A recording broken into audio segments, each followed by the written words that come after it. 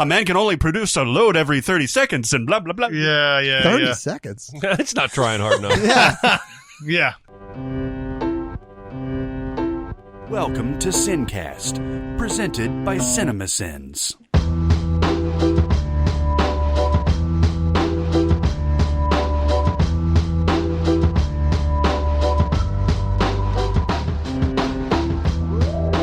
All right, everybody. Welcome to the SinCast. This is Chris Atkinson from Cinemasins, joined as always by the voice of Cinemasins, Jeremy Scott. Ah, that's me.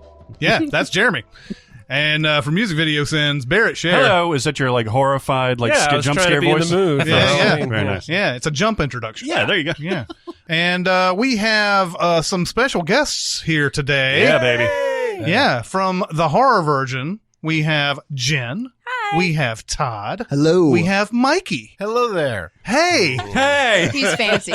You guys are part of the Modern Horrors Network. Yes. Yes. We've had the Modern Horrors guys on here a couple of times. Absolutely. Usually every October we do this, Why would we do that? I don't know. Anyway, tell us something about yourselves and how you started the horror virgin. This is Todd. I am the horror virgin, I guess, because I hate horror movies. Mm-hmm. And Jen and I got together just through mutual friends, and she loves horror movies. Okay. And so the idea was brought that we should force me to watch horror movies and then pretty much dedicate a podcast to making fun of me. Okay. And for some reason I said, yeah, let's do that. Okay. And convincing him to like horror movies. Yeah, good that luck is with my that. mission. Okay. Why do you hate horror movies? I don't like being scared. So anything that scares me, like movies, roller coasters. I can do some roller coasters, but Relationships. oh yeah. Yeah, that's true. Yeah. Small birds. Yeah. Todd's great because in gore he'll just start gagging. I will. Just Right. to give him a Yep. trash can, and I'm like, oh. Yep. Let me just give you an example. So our third episode was Hereditary. We saw it live in the theater, and there's a very scary part in it. I don't want to ruin it for anybody. It's towards the end, and I stood up and yelled "fuck" at the screen. It's true. And then about 30 seconds after that, the tension starts to die down in the movie, and then you hear pockets of people laughing around me. And if I could tell anyone what the podcast is, it's very much that. Okay. Yeah. Yeah.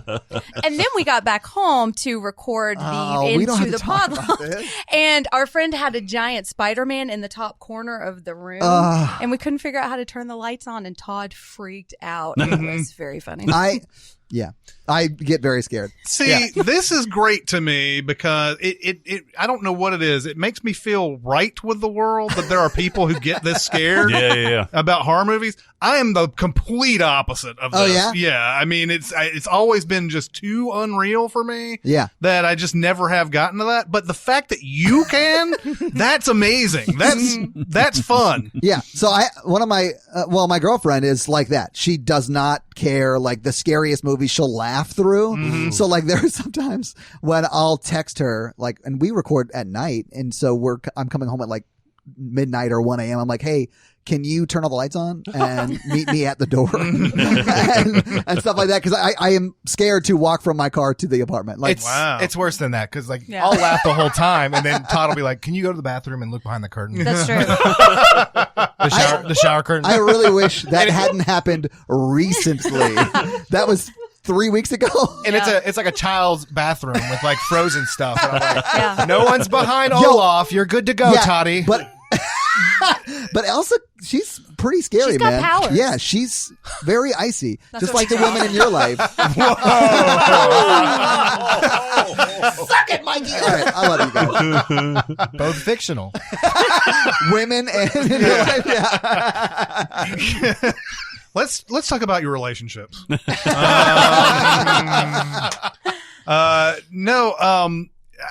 It's funny to me because in preparation for this interview today, I was listening to some of your podcast, and I listened to your episode 0 where you sort of laid everything out. Yeah. And then what's the first episode? You just got to just threw them into the fire. Yeah. Yeah, we you did. Jen.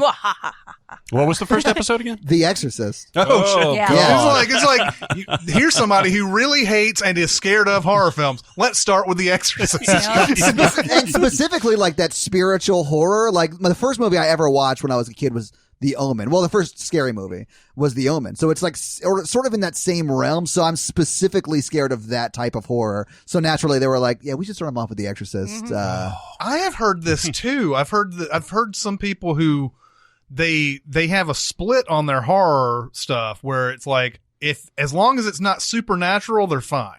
Yeah. But when it's supernatural, Yeah. that's when it gets super scary for them. Well, if you grow up like I did, which probably none of you did, but if you grew up in the church, if you grew up like very engaged with Christianity, Yeah. And that was me. the Bible verses are always talking about spirits. Yeah. Jesus Yeah. is casting out demons, and even while the churches I went to, my dad, the pastor, did not do any on-stage casting out of demons, and I might have even giggled if I'd seen somebody do something like that. The possibility was still there, Yeah. man. Because if you buy in on the positive stuff about the Bible, you got to buy in on the not so positive Right. stuff too. And so the idea of demons, even The Conjuring, was I literally can't watch The Exorcist because I saw that. I went to an idiot friend's house whose parents didn't care about my parents' wishes, and they showed me The Exorcist when I was like 8. So you had a similar experience to me then. Yes. Yeah. Yes. I can't watch it anymore. Yeah. But The Conjuring, I was scared to watch because I was like, this is going to trigger something. And I'm mostly over that now, but I totally get that split. And I think it's probably along the lines of people who were religious or are religious that line is drawn. Oh, Michael Myers? Okay, fine. I'll watch him slash people up. But a demon? Yeah. No, I want nothing to do with that. No, that is interesting. And what really gets, the chills, you probably don't typically get chills at horror movies. Yeah, anymore, I could right? probably count on one hand how Yeah. many times I've had. That's what I crave is that, because I'm like you, like either I'll get grossed out or I'll actually get startled by jump scares every fucking time. Yeah. And I hate it. I hate jump Well, and scares. I don't crave that, but I do crave the chill. Yeah. Like that when you see something in the background. A good example of this is in It chapter 1, where I didn't even notice this until Jonathan pointed it out recently. Where it was in the library and Ben is doing his stuff. Yep. He sees the balloon and he goes to chase it. In the background is the librarian with this giant grin on her face. Yeah. And just talking about it right now, I get goosebumps. And as soon as I noticed that, I was like, ah! Yeah. And that is like the cool part about horror for me. I can't remember because James Wan did both of them, Insidious and The Conjuring. Yeah. I think it's I can't remember because they're both similar in the way that they're done. But the one where like Wan will sort of like direct your eyes in certain directions and then just kind of like barely put something to the side that just comes out of nowhere. Yeah. And he does that with Patrick Wilson, who's in both of those movies, where he's just talking and then the demon is behind him and it's like, oh shit. That was a really good one. Insidious. Yeah, That's Insidious. Okay. Yeah, Todd we- almost broke the ottoman. Yeah, we when did happened. that recently, and in that moment, I literally I usually sit in a chair by myself that's not facing the stairs behind me because I can't have something behind me. I have to be against the wall. Yep, we And learned then- that during the Evil Dead episode. I literally during Evil Dead got up and moved to the chair. I was like, switch places with me. I can't do this. Do you want to tell them why that happened? I don't want to talk. It's because I was looking at him talking, and then I just looked right next to him. Oh, nice. Yeah. And he thought there was somebody behind him. Yeah. Oh, wow. It was not okay. I think that was that's one of those now, like, I worked as a projectionist for a really long time. So Yeah. like I watched movies on Thursday nights. And so there was nobody in the theaters where I watched. I could not have done that. So like that one was one. I think it may have been a couple others watching Insidious with me. I'm not sure, but I remember that was one where I audibly said, "Oh fuck!" Yeah. I do it often. Because Juan really is good at that. He Yeah. just kind of like, where's your focus should be. Patrick Wilson is talking. Pay attention to him, and then just like, Yeah, that's nice. Well, and it's cutting back between sort of like they're talking about something and it's cutting back to like a dark room, and you expect the jump scare to be in the dark room, not in the light room where they're talking about whatever the dream or whatever they're talking about. So I was like, every time I went to the dark room, I was like covering my eyes or like pulling my hat down really low, and then it cuts back to Patrick Wilson. You think you're fine, and then no, fuck you. The lipstick monster is behind him. Yeah. And I'm breaking the ottoman on my Of course, unfortunately, like over time, Juan kept making a ton of these movies, and so like you started to get to the point where I'm expecting it to come. And they're still pretty effective, but like for the most part, you're just like, okay, where's the thing coming? And there's going to be just to the side, isn't it? Yeah. And everything. I'm looking forward to getting to a point where I'm like able to not be so scared. Yeah, it's been over a year. I don't think it's going to I happen. thought it would happen by now, but we've watched all these movies, and the only one that's really scared me is Arachnophobia. I'm scared of spiders. I rewatched it with him, and I was like, I'm freaking out. No, man. No, spiders are evil. Yeah. You've seen that movie, though, haven't you, Jeremy? Arachnophobia? Arachnophobia? Yeah. Yes. And that was how I learned never to watch movies about spiders. Yeah. I think it's arguably John Goodman's best performance. He's amazing in that. It's the scariest movie of all time. The John Goodman theme music in that is amazing too. He has his own music for that movie. It's awesome. Well, because they went for kind of an almost comic tone. He is but the they comedy. there's still like scenes with thousands of fucking spiders crawling across the floor. It's insane. Like, It was Arachnophobia Joe Dante? Yes, I think so. Probably. Because he's probably going for that Gremlins almost feel or whatever. sounds But about right. no, it's Frank Marshall. Whoa! Frank Marshall did that. Wow. Whoa! That's crazy. What is Frank Marshall famous for? Being Penny Marshall's brother? No, That's Gary Marshall. that's Gary Marshall. But A Spielberg producer. he's a he's a Spielberg producer mostly. But I think this is his only movie. he did Eight Below. He did Congo. Yeah. He did Alive. Congo! that's right. I knew he did Alive. We must find the gorillas. Congo honestly should have been a career killer. Is that I'll the- just be honest. is that the don't eat the sesame cake No, with Tim no. Curry? That's the Michael Oh, Crichton okay. one. Amy's scared. Yeah. Sorry. You say career killer, I say. Oh Jesus! That's a good Saturday. That movie. Fucking Congo, man. Oh, man. I don't think that's even a good book. Even I It's think I read that. But I was in that phase. Hollywood and I were in the same exact phase where let's get everything with Michael Crichton that we could possibly get, and they were making all the movies, and I was reading all the books, and I liked most of them. I kept reading his stuff right up until the end, but Congo was my least favorite of his books, and then that movie was just that was an early Laura Linney movie. It Like was. nobody knew Laura Linney was going to be good because they watched she was that. in that. Yeah. Exactly. Yeah, Jen, you seem to be be the horror expert here. So She is. Yes. I don't know if I would say expert, but I'll take it. So tell me your first experiences with horror and what's your favorites and all that. So, yes, I love horror. I remember watching Fright Night when I was in probably third grade at a friend's house, and it terrified me, and I was hooked. My dad was a huge Stephen King fan, so I grew up with like his books on the shelf, and I just love it, and I've always kind of sought it out, and I think it really helps me kind of understand things that I'm afraid of. And now that I'm older, I can kind of look back and like connect my fears to it. And it's helped me like work through a lot of my fears. I think it's like, I like the thrill. It's like a roller coaster, you know? I just love it so much. And I think so many people, especially when you're a woman, people are surprised that you like horror. And my friend actually asked me the other day, and I was like, but everybody tells themselves scary stories because like we were talking about earlier, religion is basically avoiding going to hell, which is the afterlife. We always talk about, well, we don't always talk about, but we say, if I were going to die tomorrow, what would I do today? And if my house were burning down, what would I save? And so those are terrifying things to happen. And lots of horror movies are based on those stories.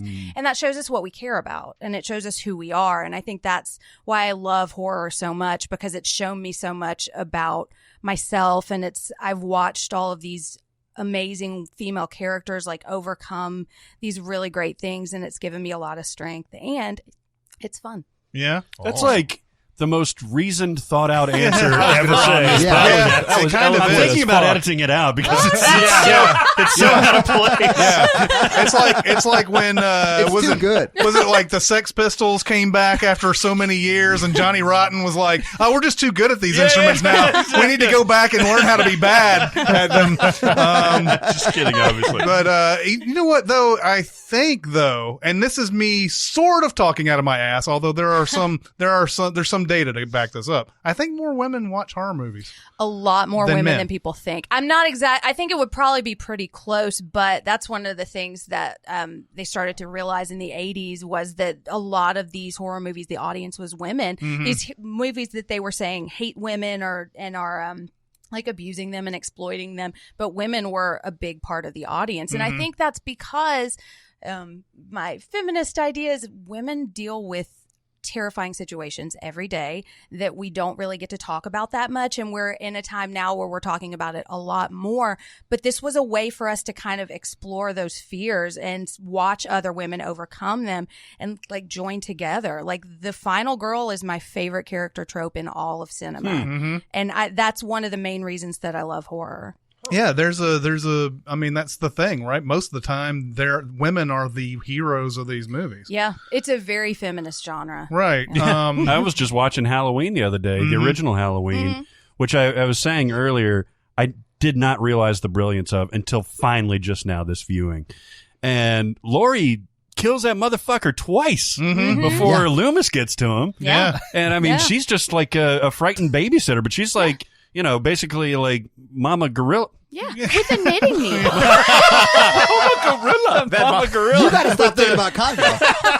With like the knitting pen and with the knife and all that stuff. She's going to protect those kids and herself, and she's a badass. And then Loomis comes in and shoots him, what, 6 times? Yes, he does. I shot him 6 times. 6 times. I swear to God, he yells that 6 times. Yeah. But yeah, like when I look at a horror movie that does particularly well, and they do this whole like dividing up the audience thing, it's very often it's 52% female and 48% male. And I don't know if it's because more women are going to the theater. There's something that skews that, but I think that just goes to show it's not any particular, you know, gender's particular genre or anything. And I also think it's one of the few genres of films that, like, if like a date night, like Jen said, it's like a roller coaster. So if you really want to get even a bad horror movie, you're gonna have fun going to see. Well, not you, but Natalie would. Yeah, I mean, my girlfriend Natalie would love to. She goes to a lot of when we go to like opening night showings and then do an episode quick turnaround. She goes to a lot of those. But like, the girl I was obsessed with in high school wanted to go see the Blair Witch Project, and it was like our only date because I didn't handle it well. So I would say that you're probably right, but not for everybody does it always equate to a good date night. I gotta say this right here, because last year, just this time last year, we had Luke in here from Modern Horrors, and he was telling us about the most disgusting, visceral movie he's ever seen in his entire life, of watching disgusting, visceral horror films. And then he was like, by the way, I took my girlfriend on our first date to this thing, who he now has married. Yeah. There's someone for So this everyone. is the polar opposite of that whole thing. She can handle Kuso. She's the keeper. Is that what it was? I think that was what it was. Oh my God. So this is the total opposite of that within 1 year. Yeah, except she never spoke to me again. So it's very different. Was it the movie? Or was it you asking her to walk you to her car? Or just to who your you car? are as a person deep inside? Hey, I am and was delightful. So do you guys watch a lot of like the sort of the DIY type of horror movies that Modern Horrors do, or are you more mainstream than... I would say we're probably more mainstream, Yeah. although we have watched, what were some of the lower budget sort of found footage? What was that? We watched VHS? Yes, we watched VHS. Oh, I love that movie. This is one I keep hearing about and I haven't seen. Well, It's really, really good. It was my selection, and it didn't quite hold up as well as I wanted it to. The last haunted house part is terrifying, and I loved the succubus vignette. Yeah, we also watched The Last Shift, which is a pretty my God, lower yeah. budget, I which forgot was about that. actually Yeah. demanded by Jake Hopkins because we went over to his house and watched it in surround sound and almost pitch black, just to scare The Todd Last even Shift? more. Have you seen this? Yeah. No. It's It's on Netflix. really good. It's pretty good. It is. I hated it, but it's a good horror movie. Like, I hate all the movies we do more or less, unless they're like horror comedies. I love those.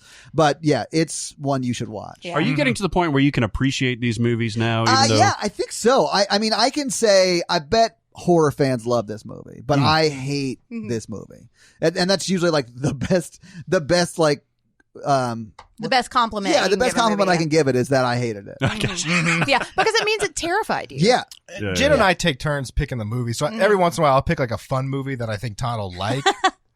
Or Like just- House 2. House 2 is the best Oh my God, movie. it was so great. That was a fun day. House 2? Oh, yeah. It's where have you been? insane. I don't know. It's the best movie ever made. You already said that about Jumanji or whatever the fuck we were talking about. It's tied.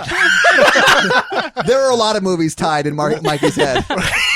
Watching Jen and Todd watch House 2 was funny. They're like, what's he going to do now? I'm like, oh, he's going to pull out a Uzi and shoot the pterodactyl. Yeah. Yeah, and that happened. This is in House that 2? movie. Yeah. Yes. Yeah, and then It could have been suddenly from they're Congo, in too. Halloween. Yes, it could. Amy's scared of pterodactyl. So do I have to watch House 1 No, to don't. get House No. 2? Don't. Okay. No, It's not related. It's like Evil Dead, basically. Yeah. Okay. it's a whole different story. Okay. Where I do you got I guys got land on the Wrong Turn franchise? I have seen a couple of those. It's good. It's a little more body horror than I really like, and it's kind of that hillbilly bodies getting really torn apart and shredded that I'm not super crazy about. I but- skipped those parts. I'm just talking about the hot teens flirting Oh, in skimpy yeah. outfits. That's my favorite part All of right. it. Now you're starting to sound like me. I haven't seen those movies I yet. went on a binge. I watched all 5 of them.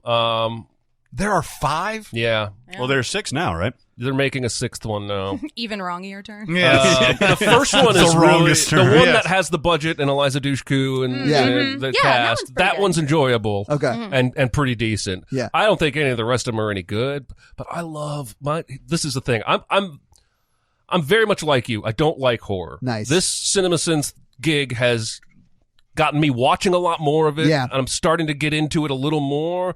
But if it's really shitty, like really bad, Yeah. the acting's bad, the effects are bad, the budget is low, I'm not scared of that shit. And I can enjoy the badness of it because I know it's so fake. Yeah. I can't even for a second get scared that Cindy's gonna, die before she takes her top off or whatever. And Cindy always dies. And she And always takes her takes her top top. Yes. It's that part I appreciate the most. Right. But I'm the same way. So like when we watch older horror films, except for like The Thing, which is a like notable exception because the effects are so good in that, it's not as scary Yeah. because it is sort of silly. Like Yeah. even Event Horizon, that is like late 90s, Mhm. the effects in that are pretty bad now. Yeah. It was Yeah, they are. CGI before CGI got really passable. Mhm. So it's not that scary. movie's having like a bit of a like homecoming. It now. is. Is it? Like people on the internet are starting to talk about that. Like She- it Yeah, was- we It's are. Jen's I love favorite. that movie. It's not my favorite, but it's up there. That was a contentious Have you seen it episode. recently? No, I saw it when it came out. I built that fucking movie Yeah. and I pre-screened it and I hated it. Same here. I Yeah. never watched Same. it. The exact same situation. I built it. I watched it. I don't remember anything about it. Except that you hated it. Yeah. Nah, I just remember that it sucked, but Yeah. I need to Yeah, see yeah, it yeah. again at some point. What was in this experience of seeing these? You said you've been doing this a year now, a little over a year Yeah. a actually. little over Yeah. a year. And this, so which one has been your favorite one out of this group? Oh, maybe House 2. It's either House 2 I gotta watch this or, fucking movie now. it's either House 2 or The Rise of Leslie Vernon. Oh, I love the Rise of yeah, Leslie yeah. And Vernon. I have a very strong bromance going on with Nathan Bissell, the lead character from Yeah, that. yeah. Because I honestly think he should have had Tom Cruise's career after that movie because he's so good in that movie. So like we're friends on Twitter. Oh, And, really? like, we'll like talk back and forth on Twitter. He's like the most like level-headed, very cool guy because he's like, a normal dude, Yeah. His career didn't blow up. He actually sort of works in the industry still, but like more behind the camera than in front of it. And Mhm. So I like him a lot, and he's amazing in that movie. And the movie's more funny than scary. Yeah. It's almost, it almost makes me like mad that movie has come out because there's so many other horror genres that need this. Yeah. That need this behind the scenes, quote unquote, Yeah. thing. I feel like anything demons should Yeah. have something with a behind the scenes where they ask the demon what the hell's he fucking doing. Why are you a jump scaring dick? Right, yeah. Like, why don't you just go ahead and kill this person? No, I can't do that right now because, It just cuts to him in like a confessional booth, like red fire behind him. He's just like, I had a rough childhood. Hey, who There's a lot of says things I who can't says we explain. can't make that movie, right? Let's just go ahead and do it. I got the first 30 pages right here. Yeah, right. Demons Dollar sign. Yes. He's like, this is my art. This is my process. By the way, House 2 is subtitled The Second Story. Yeah. Yes. It is 5.4 on IMDb. That's high. 9% total overall in Rotten Tomatoes. It cost $3 million to make and came out in 1987. I am watching the fuck out of this movie. Yeah. Guys, It is a watch cocaine fever dream. Yeah. It really is. Oh man. You had me at cocaine. Yes. Oh, it's amazing. So okay. I guess there's a couple of different kind of questions, kind of levels to this. What your experience has been. All levels, Jerry. That's right. So those were your favorite. That's like that. Your favorite to watch. Yeah. What about experiences in like you got the scared the most, or like the most reactions came out of it, or anything like that? So, Hereditary, when we saw it in the theater, the sort of last, I don't know, 10 minutes of that are probably the most scared I've ever been in a theater. And it's, I don't know if I can spoil it, but it's like from the moment shit starts to hit the fan and they start chasing her oldest son up the stairs and shit like that. Yeah. That's the moment where I stood up and like right after the naked guy misdirection. Right. I know. He was pointing the other way. Classic film technique. I They know. did that in 1914. I know, right? Yeah. You see her in the corner above him, and then like you cut to a naked guy in the corner laughing, and then it cuts to her by the fireplace running at him like a dog. That scared the shit out of me. Yeah. So like that was the scariest moment I think I've experienced in the theater ever. We watched It Chapter 1 Okay. in the pod loft, and the projection scene in It Chapter 1 is probably the next scariest moment for me, even though it wasn't in the theater. We watched it late one night, and that is fucking scary. Oh, when the slides start. Yes. Oh, that's a fucked up scene, it man. is so scary. And then, I mean, I'm just constantly scared. Like we'll put up videos on Patreon of me like jump scaring and like, it's people enjoy my pain. So would you rather take him to a theater for this very reason, or would you rather him not because it's embarrassing? That is a fair question. Hurtful, but fair. I tend to sit a few seats away now because I know. I sit right next to him. I have no self-respect. It does Just in general. It helps me not get so scared sometimes. Like it takes me out a little bit because I can kind of, it takes the pressure off. Yeah. We went and saw The Nun in the theater, and she was sitting next to me, and that movie is such trash. I hated it so much because it's A, not a good movie, and it's B, only jump scares. Yeah. So it's like, and supernatural, right? So it's like, I fucking hated it. But I literally unbuttoned my shirt and buttoned it up around my nose. So I was like, I took a picture, and one of our people in the Facebook group drew an illustration of it. They sketched it. And, so that is on the internet somewhere. Mikey, what are your favorites? What is your favorite experiences aside from House 2? I mean, that's an obvious. But I think that we share that, Mike. yeah. Jen had such a great answer. Like, welcome to stupid Mikey. I mean, I was a kid and started watching horror movies and started loving them. The couple movies that scared me were like The Pit, like movies from the 70s for some reason just scared me. Mm-hmm. Not The Money Pit with Tom Hanks? No. Oh, okay. It's like this kid finds a pit with creatures in it. He starts throwing other kids in it. What? And it scared the hell out of me as a kid. The 70s scared the hell out of me. Yeah. Just in general. And then I went from that to like silly horror to like, I just love it. I mean, silly action but also I like to be really scared and then like inviting a bunch of people over, having spend the night parties like when I was a kid, and then with family we did it, and it's a lot of nostalgia with that. And your spend the night parties have changed a bit now that you're an adult. yeah, tell them about it. They're great. But he leaves because he has a meeting in the morning. Right. There's something about you were saying 70s horror, and I think I know maybe what you're getting at, because it's the same way with me. 70s horror has this weird, like, first off, the film quality is always grainy. Mm-hmm. There's always this I don't know, there's more, I don't know if it's realism is the word that I'm looking for, like but realistic tension. Yeah, because they can't hide behind stupid effects. Yeah. Most of the time. This is why Alien is so good. You know, you're not versus Alien Covenant, Right. You're not having beasties jump on you. There was something that happened in the 80s where they were trying to franchise everything, it seemed like. And so, like, everything, they started trying to get better and better quality. And to me, when a horror movie has, like, really high production values, like takes that scare factor all the way down for me.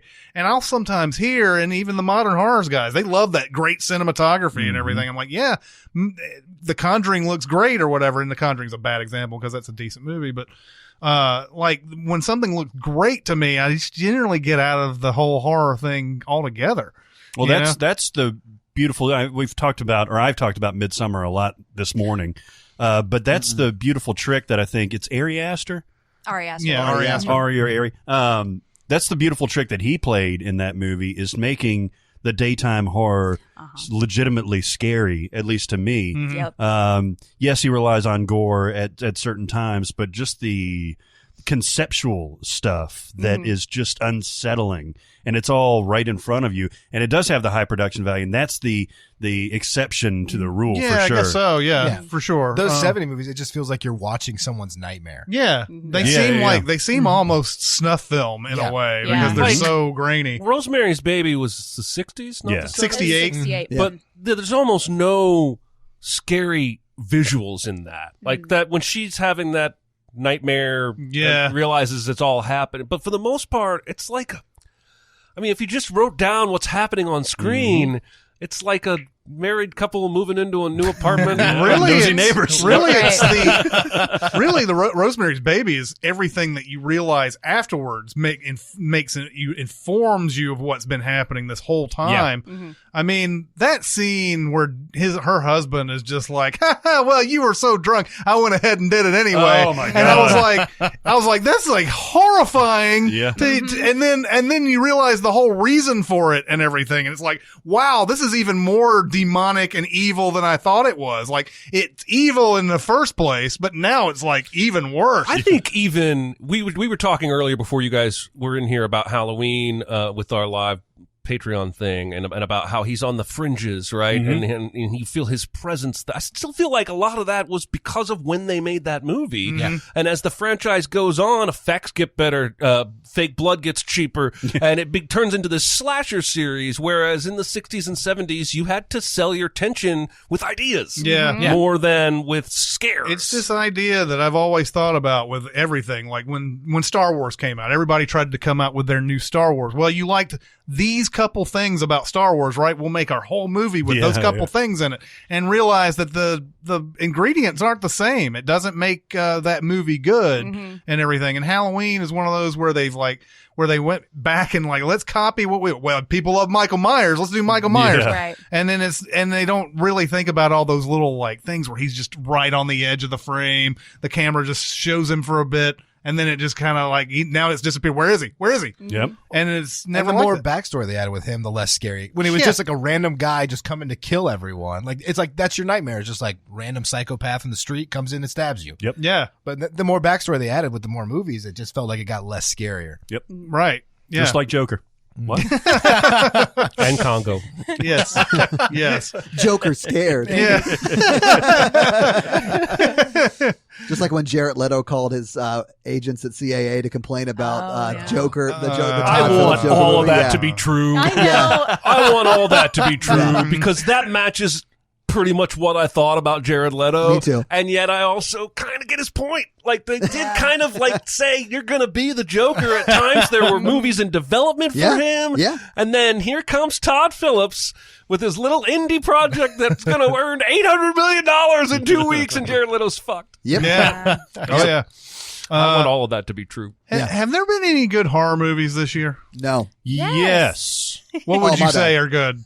My favorite horror movie of the year is The Perfection, and it's on Netflix right Oh, now. Perfection I is so love fucked up. It is It is. very fucked up. I yeah. enjoyed the hell out of that movie. Yes, good. So people are real divided on that. Yes, they you are. know? Yeah. I loved it so much. Yeah, I liked Us. Yeah. I liked good. Us. Yeah, Us yeah. is great. There you go. Yeah. I loved Midsommar. You know, I liked It Chapter 2. I didn't love it. Yeah, so you're a Stephen King fan, I right? am a She is Stephen King super obsessed fan. with Stephen Oh. King. Two more books, and then I have read everything he's written. Holy Wow. shit. That's actually That's really a lot of impressive. pages. It's If taken me Stephen- 7 years. If Yeah. Stephen King ever gets murdered, you better find out where Jen is currently. 'Cause she I'm might his be number one outside fan. with cancer in the rye in her hand. Yeah. Yeah. Yikes. So you liked it, Chapter 1? I liked It Chapter 1. Yeah, I liked it a lot. I don't want to say I loved it. And I liked it more than It Chapter 2. You liked it more than It Chapter 2. I was did. very disappointed with It Chapter 2. I think we all Right, were. yeah. Because with that cast, with that material, Mm-hmm. I mean, I say that material, but that material, the book itself, is probably less strong on that second half than it is on the first half. Mm-hmm. And that kid cast with Chapter 1 was so perfect. They were solid. Yeah, it's they like were great. lightning in a bottle. Yeah. And I think when I was watching it, Chapter 2, I felt like they had shot a 4-hour movie and cut out like an hour plus of it. So there were chunks, like especially with Bev, that I just didn't understand because I think they cut it, and they did her story pretty bad, and Mike's story I didn't like, and those are two of my favorites of the Losers Club, and so yeah, that did feel. He did though. Like He's actually talking about touring, combining It Chapter 1 and It Chapter 2. But adding back footage from the second one, it would be like a 5-hour movie. And I would watch the Yeah, shit she out would. of it. Yeah, she But then would. I think, well, maybe can you just make it 3? You know, if Make you're it like a gonna go, miniseries? yeah. Yeah. Well, yeah. I mean, I would love for all of Stephen King's stuff to be on HBO. It's like the new, like the Dark Tower would be great for Yeah. HBO. You know, You didn't like the Dark Tower movie? I did not see the Dark Tower. You didn't see it? I did No, see I it. didn't and see it. Don't watch That's it. why I didn't No. see it. It's Yeah. real Fuck, bad. yeah. that I still don't know what really happened with that. They were trying to make the entire series with that one movie, right? Yeah. And Yes. they left out all of the good stuff. Yeah, it's Yeah. 7 books in a multiverse. You can't put it in an hour and a half. Also, I think that was written by people that don't really love those books, and they were trying to please like hardcore Dark Tower fans and mainstream audiences, and you just can't really do both of those things. I actually liked It Chapter 2 a little bit. I Did think the CGI kind of ruined the scares, but I like how chapters 1 and 2 were doing. And this is what I like about Us too, is that it seemed like it was doing something different that horror doesn't usually do, which is put a lot of heart into it, really character driven. And there's a lot of like, oh, there's a ghost or there's a demon, and it's like, or here's a slasher. But I really liked Us and it and the stuff that it was trying to do, bringing a deeper meaning to horror, not elevated horror, but like just more character development. Yeah. And that was an episode that we got pretty deep about some personal traumas that we've had in the past. And that's one thing I really love about our show is it's real fun. And we have our House 2 episodes where it's just bonkers. But then we've had some really serious episodes where we've talked about like some deep things. Yeah. Because when you talk about what you're afraid of, you're talking about things from your past and you're kind of making sense of it. And you know, that was one episode. We heard from people that it made them cry when they were listening. It's like, oh, wow. Well, and that is something that over the years we've seen with especially a lot of these independent horror movies that aren't really horror movies, but they call them that and everything.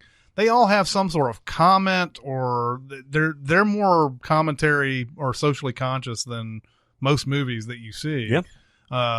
It's amazing horror is this conduit for these type of topics and everything, whereas you know you can't really do that in a comedy or a regular drama or anything Comic like book movie. Yeah. Hey, Yeah. did you see the news this week that Sam Raimi's next movie is going to be a horror movie? I saw that'll be that. exciting. Yeah. Yeah. I basically saw that headline followed by everybody going, yes, Yeah. finally, I'm in. Well, I mean, it's kind of, after he was definitely just looked like he was just beaten down after he did Spider-Man 3. He did Drag Me to Hell, and they just full, pulled out all the movie's stops awesome. on that. I love Drag Me to Hell. Oh, yeah. that movie's Drag Me to Hell's awesome. great. Shit out of me. Yeah. And then he made that Oz movie Yeah. with James Franco. Yeah. Oh, Guess he, boy. It's yeah. terrifying. Yeah. I guess he got all that. I saw that. I didn't. Yeah. Yeah, It was pretty bad. It was bad. Yeah, it's pretty bad. You mentioned this movie. I think you recommended it earlier this year, but Happy Death Day to You. Yeah. Yeah. I Yes. caught that on the airplane recently, Uh-huh. and you talk about something that has something to say. You think a sequel to a Groundhog Day ripoff, Yeah. with a PG-13 with a cute girl that dies all the time, wouldn't have something that involves like nuclear physicists and stuff like that. Wouldn't have anything to say, but that movie has some meat to it. It Has does. some girth. That's Yeah. actually one of my favorite franchises. I was Yeah, like, he's in love with that girl. Well, Not for- everybody is. Yeah. That episode got pretty emotional too. yeah. Yeah. Yeah. We went some places. Well, That we was- actually got to interview Fivu, who is Who's like the scientist guy? Oh, Yeah. yeah. Oh, really? in the first one. His only line is that fine vagina. The call from his agent when they were like, "Yeah, we're gonna make a sequel," and you're like the main guy. He must have been like, really? But he was so cool. He was so nice. Yeah, he was. But I actually sort of enjoyed that series just because it's I have a comical secret love for Groundhog Day ripoffs. Yeah. Most of them are pretty good though. Yeah, they really are. And I was not expecting the emotional component to this because Yeah. it's a mind bender. Yeah. Which you wouldn't expect after the first one. But it also has a few scares in it. It's got like some, here's how we're going to think through this. And then, man, it like hits you in the gut, especially towards the end. Where she's like, should I keep my mom alive? Real ethical questions. Yeah. The unfortunate thing about this is that I don't think it did well enough, and he already came out and said there wouldn't be a third one. Yeah. And that sucks because I like this one more than I like the first one. I think I do too. Yeah. And it's such a great print. And you know what? They did something, they could have gone through a whole bunch of like pitfalls with this, right? They could have just done the exact same thing, only with one little wrinkle, and everybody would, it probably would have been, everybody would have been happy with that or whatever. But they did something completely different with us. Mm-hmm. Yeah. And it's a shame nobody saw it really. Yeah. I like how they set you up at the very beginning that it's essentially transferred, and then they hit you with another like left upside the head, and then they hit you. It's just it's really really clever, unexpectedly so. Yeah, I would normally. I think you can end that series the way that this movie ends, but yeah, I think if they could twist the first one to become this, I trust them to twist a third one. Yeah, too. right, exactly. Does the studio trust them to give them the financing? That's the question. This is a movie that I think you would like too. I've seen it. Oh, you saw it? I saw both of them. Yeah, Cool. Did you like it? I liked them both. Cool. I don't think I liked them as much as you, Yeah. but I didn't dislike them. Watch Midsommar.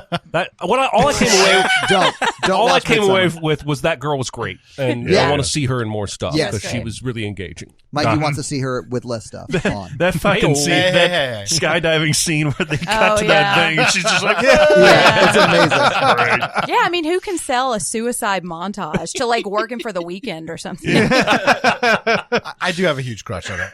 I follow her on Instagram, and then I came in to record the podcast, and I was like, well, she's engaged, Todd. It's Yeah. This I'm is sorry to hear that. I think Jessica Roth. she got married like right after this movie came out They too. did. I was like, Hey, Back it up. a lot of marriages end in divorce, Mikey. That's true. That's true. So, It's like catch you on the rebound.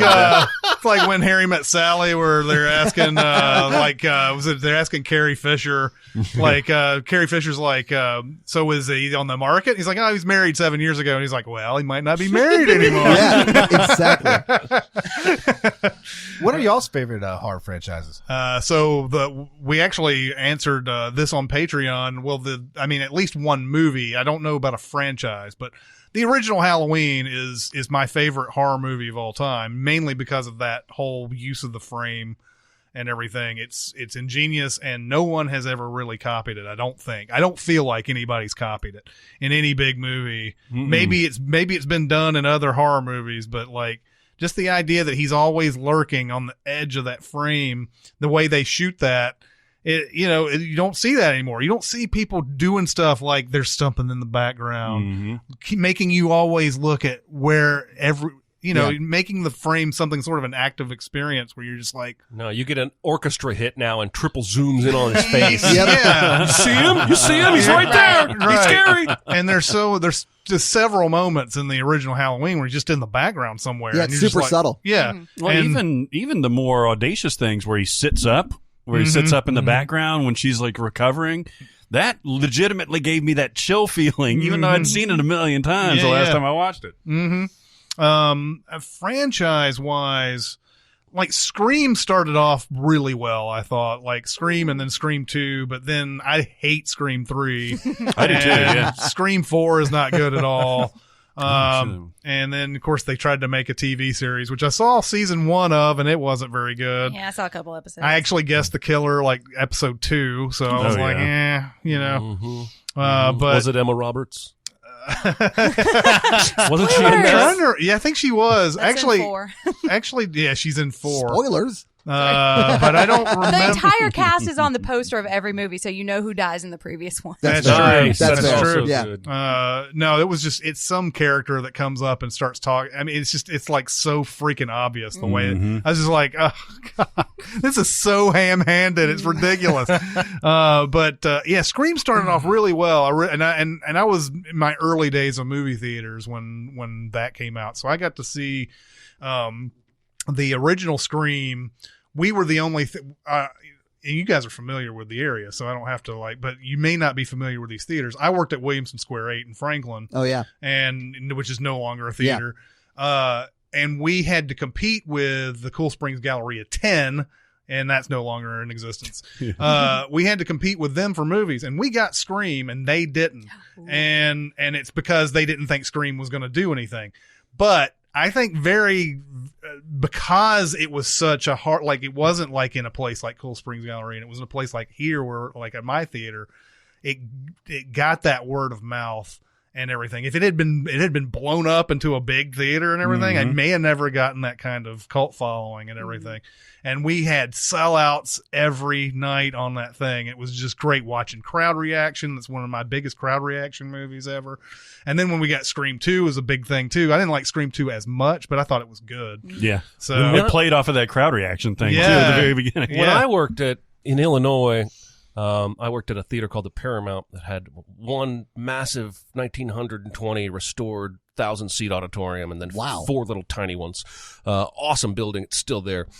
Still a theater. But we didn't compete. We didn't have any competition. The only theater in 10 miles was our sister theater, same company, and they were a 3-screen. Then along comes Carmike. Was it Carmike? It was Cinemark. We're going to build a new theater at this mall, and we found ourselves competing, and this was a new concept to me that I couldn't just have all the movies at this theater. So summer of 97, we're like, damn it, they got Batman and Robin. Damn it, they got Disney's Hercules. What is this Men in Black shit we're showing? And then by the end of summer, we beat the fuck out of that. Well, it's the theater that I'm talking about, we actually didn't compete for movies, but in certain they would get more stuff than we would because they were a 10-screen and they were a theater that did more business, obviously. But our only direct competition for movies was the Franklin Cinema. Oh, downtown. Which was it sucked so bad because during the Star Wars reissues, we got the first Star Wars. He got Empire Strikes Back, and we got Return of the Jedi. Fuck! And he said some bullshit too, I didn't want to really run that one. I wanted to run some other fucking thing. I'm like, fuck you, dude. You definitely did that on purpose. I think my favorite horror movie, I've always said, is Alien. And then The Shining competes pretty well. Now, I've been saying that for 15 years, and I'm almost to the point where Cabin in the Woods and Tucker and Dale are I love Tucker and Dale. I think Tucker and Dale should have fucking 5 movies. Oh, yes, me too. They're amazing. They can just accidentally themselves out of a bunch more situations that are horror tropes. That should be a franchise. Yes. Yeah. I don't know why it's not. We realized because we did an episode on that, we realized during the first 10 minutes of Tucker and Dale that we were Tucker and Dale, Mike and I. Because in the beginning of that movie, he's talking about having woman problems, and the whole reason they're going out of the woods is because they're he's just trying to get away and whatever. And Mikey and I had a very similar conversation that day, before we started the movie. He was like, I don't know, man, I don't think it's gonna work out. And I'm like, man, you're a great dude, you're gonna find somebody. And then we turn on the movie and we're like, oh shit. I'm never going into the woods with Mikey because then people will die. We'll be fine. Yeah. But people around us will die. The more people need to do it, even if it's not Tucker and Dale, but they did that great Buffy episode where you see everything from Xander's perspective, and Buffy's off fighting the demon. And I haven't watched Buffy. The Zeppo. I'm too scared. The Zeppo. Yeah. That episode is nuts. Yeah. I was like, what is going on? It was they're fighting a dragon in the back. Exactly. And you just kept hearing them talk about it. Well, we saved the world. Phew. He was just excited he got laid for the first time. Yeah, see, that's Tucker and Dale. They took that approach to show you or same with Rosencrantz and Guildenstern are dead. Yeah. We need to see more of that in horror. Yeah. And you said Cabin in the Woods. That's my favorite horror movie. Yes. And one of my favorites of any genre. We're saving it for our 100th episode. Yeah. Because I want him to watch enough movies to get a lot of those references. Well, yeah, and you have to understand some of them. But that's Drew Goddard. who Yeah. was a Joss Whedon Buffy alum, I and think then Joss made Whedon Bad wrote Times it, at the too. El Royale last year, which is awesome. Yeah. I like that. Yeah. I like that movie. He's a been lot. screwed out of a superhero movie 3 different times, but if he ever gets one, I think it's going to rule. Nice. Yeah, he also wrote The Martian. Or Yes, he wrote did. The, Did the he? screenplay He did for the write the screenplay for The That's a Martian. great movie. It is. It is a It's great Yeah. movie. That's one of my favorite books. Yeah, it's good. Ah. Great Yeah. book. We interviewed Andy Weir on this very podcast. Really? His Yeah. face was on a computer right over there. Yeah. He is a Cinemasins fan, actually. Oh. Yeah, he he actually says tweeted. he said I watched 5 YouTube channels. 3 of them are about woodworking. One of them is CinemaSins. I forget what the other one was. And I was like, why? Why? What? And, I'm as far as franchises go, I'm the same way about The Shining. The Shining is a perfect work of horror, I think. We're And- literally doing that Thursday. Yeah. Oh, that's it's Yeah.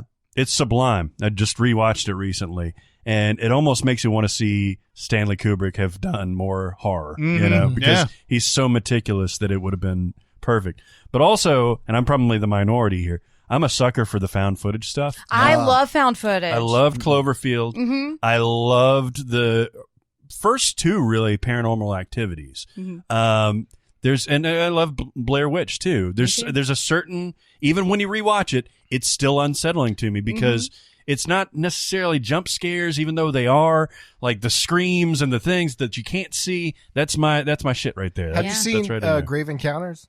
No. Oh, Ooh, you would yeah. love it. That's Yeah? good. It's a found footage. It's like a ghost hunters found footage film. Uh-huh. It was the first episode I did with Todd Yeah. and Jim. Yeah. I was a guest, but I got to pick the movie. Oh. It's really scary and it holds up, and so does the sequel. Okay. All right. Yeah, and I think the thing about found footage is because I've got 2 young kids, like I'm lots of times watching movies while I'm doing other things. And I think found footage, you just never know when things are going to happen. So you have to keep watching or you're going to miss important things. And I think it can, a well done one can really draw you in, you know, and Yeah. you're really invested in these people. They talk about a theater experience. I don't think I'd ever had an experience like watching Paranormal Activity, the first one in the theater. No, that was absolutely Yeah. Because, I mean, you'd hear all the different reactions to fear. And that was part of their marketing campaign. Is they would show, the That was audience and all that stuff. 95% of their marketing. Yeah. campaign. Yeah. But, I mean, I saw it in a crowded theater, which I very rarely do.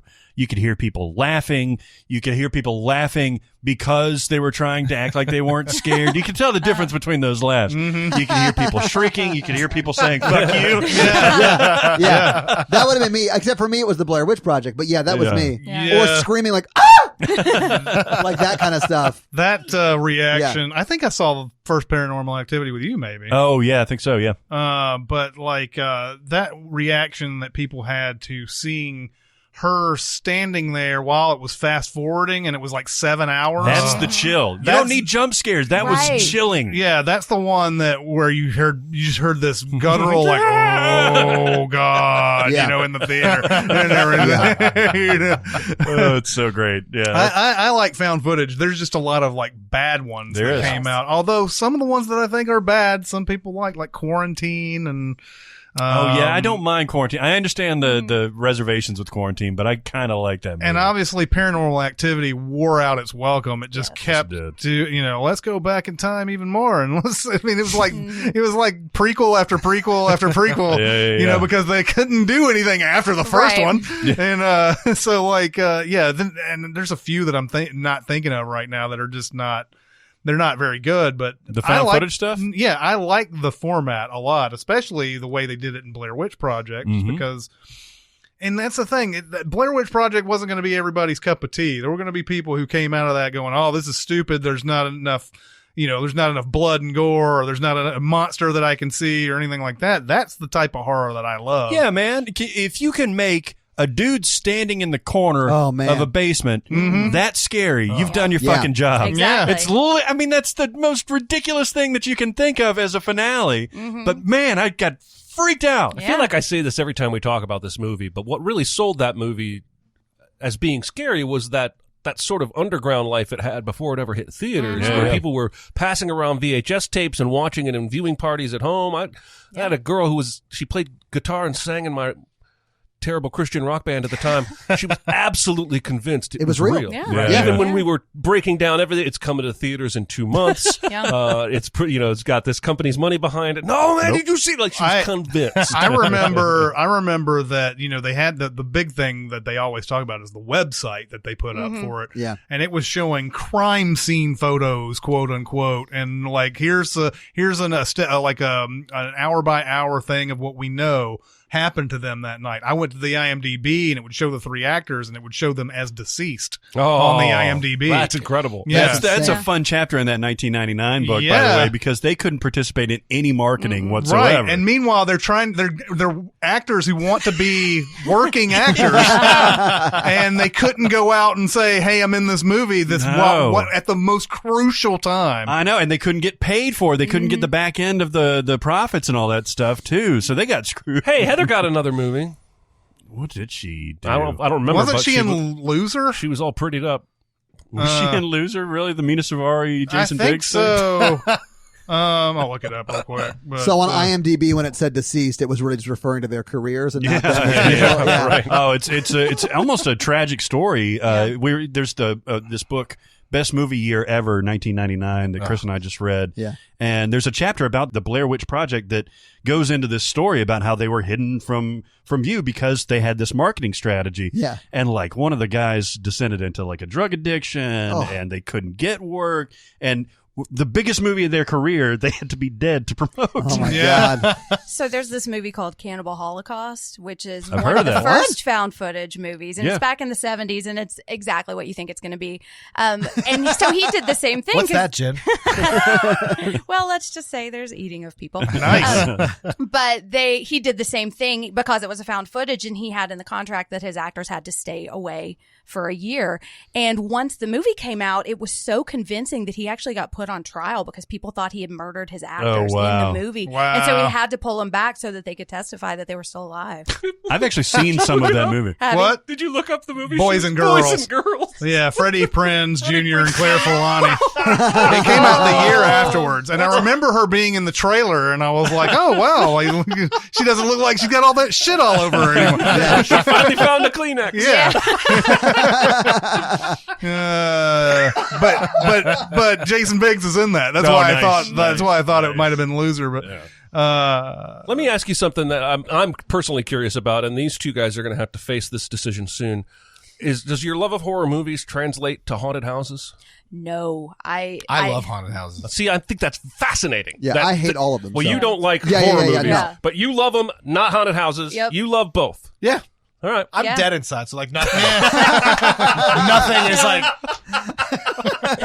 We watch all these movies and Jen's like, this is really disturbing. I'm like, I give it a 2 on the scary scale. Right, yeah. I'm giving it a 7. I did all the things that are in this movie just last week. Yeah, I don't like them to be able to touch me. And I know that they can't, but if there's no screen in between me and the thing, then I can't. I think they can now. Oh, really? Well, There's some if that you you like sign a waiver, waivers. yeah. Yep, But I think that's kind of the norm now. Man, I'm telling you, they've come I'm a out. long way. Yeah. The average haunted house at this point is like a paintball haunted hayride, shoot the zombies Wait, thing. what? Let's do that'd be awesome. No, yeah, that part is fun. I'm going. You want to go? I would shoot some zombies with paintballs. That's Hell yeah. a real thing. I'm not making that Oh, up. yeah? That's here. You can do that in Nashville. Yeah. I'll You see know, you guys last year, someone accidentally got stabbed at one of them. I'm out. Oh. I wanted to go, and then someone got murdered, and now I'm not gonna go. But you had me for like 30 seconds. Todd, guys. they lived. Oh, Yeah, there you go. I'm still out. There's I'm nothing to be afraid of. Yeah. But this paintball gun we're giving you is haunted. I haven't been to one in probably 4 or 5 years, and I don't remember there being an able to touch you thing. Although there are ones where you sign the waiver and everything, and then they can. And there are others even more extreme where if you really want to get like really scared, they can put you through some shit. I've seen some stuff on YouTube where there's this one like traveling, I don't know if it's a traveling haunted house or what, but like put this dude in like a tub of water, there's ice and everything, and like we're able to like put a sheet over him or something, and we're able to do all sorts of stuff to him.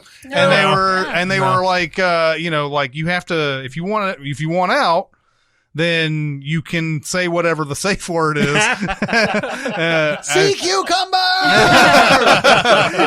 Immediately. Exactly. Yeah. And you can get out, but there's some other, like, you won't be able to go any farther if you know, and there might be some incentives to going farther. I don't remember what The those best are. time to go is the week after Halloween. So like What? at my day job, we all go like November 3rd is when we're going. Like So what you're December saying is 2nd. you don't work that day.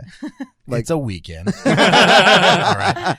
But there's like no one there. It's like haunted woods and it's just you and your group and you're like walking through. There's no lines because if you go before, there's like a 2-hour Oh, line. it sucks. Just some pro tips for everybody. out there. I'm shocked to learn they even keep that shit Me open too. after Halloween. Yeah. It's like the Ren Fair, There's- like after July. Like, Well, what like, is it happens in half those price? woods? Like, Yeah, it's like cheaper too. It better There be like the are, candy after Halloween There at the are supermarket. there are year-round haunted houses. That's dumb. In fact, Thank you. No, Thank you. Actually, Agree. not dumb. Made a bunch of money. It's on Shark Tank. There was one where someone came on and said, "We're looking for funding for this thing that we do seasonally right now, four times a year or something like that. We're looking to do it. I think they're either looking to do it all the time or just have the funding to be able to do it all the time. And even in February and March. Yeah, I and went to everything. one on Valentine's Day this year. what Well, is I your mean- life? What? Well, I did not have a date. I mean, it's like horror movies being released all Yeah. year long, right? I mean, Yeah. it's That's just true. Yeah. an in-person thing, I reckon. We should Great. go and bring the GoPro. So now people are going to be Get dressing footage. as mummies all year round too, just I because they reckon. can. I reckon. As long as it's a sexy mummy. I'm Like on board. Sophia Boutella, Mom. Yeah, Sophia Boutella Mummy. I like where your head's at. Yeah. All right, everybody, it's time to talk about MUBI. Woo! And no surprise, in the month of October, they have some horror themed movies, and Yeah. Dario Argento is featured in this month's MUBI selections. Yes, indeed. Now, he famously made Suspiria, which was just remade last year, 2 years ago? Last year. Yeah. Which I loved that remake. I think I love the original, too. You guys like the original, Oh yeah, right? I like the I original. Yeah. did not. I But did not like it, yeah. I don't typically like any of them. But yeah. Yeah. Yeah. But they don't have Suspiria on the service right now. They've got 3 other ones, Yeah, 2 of they've which got- I've seen. They've got opera. I saw that on there. Yeah, they have Inferno, which I think might be his second most famous movie. Right. And that's in the Suspiria. I think that's one of the trilogies. Yes, it is, because he finally finished it in like 2007 Yeah, or something yeah, like yeah, that. yeah. Wow. Yeah, it's 1977, 1980, 2007. It was on his bucket list. Yes, it Checked was. it off. But he's done Inferno, and he's done opera, and he did Cat o' Nine Tails, which I haven't seen that. But Inferno is sort of spiritual sequel to Suspiria, and it is batshit. Yes, it is. That Even more movie- bad shit than Suspiria. Yes, Wow. it is. The That's- thing that's wow. pretty clear from, watching now, I've seen 3 Argento movies, is he's very color. Yes. Like, he really likes colors and Yes. stuff like that.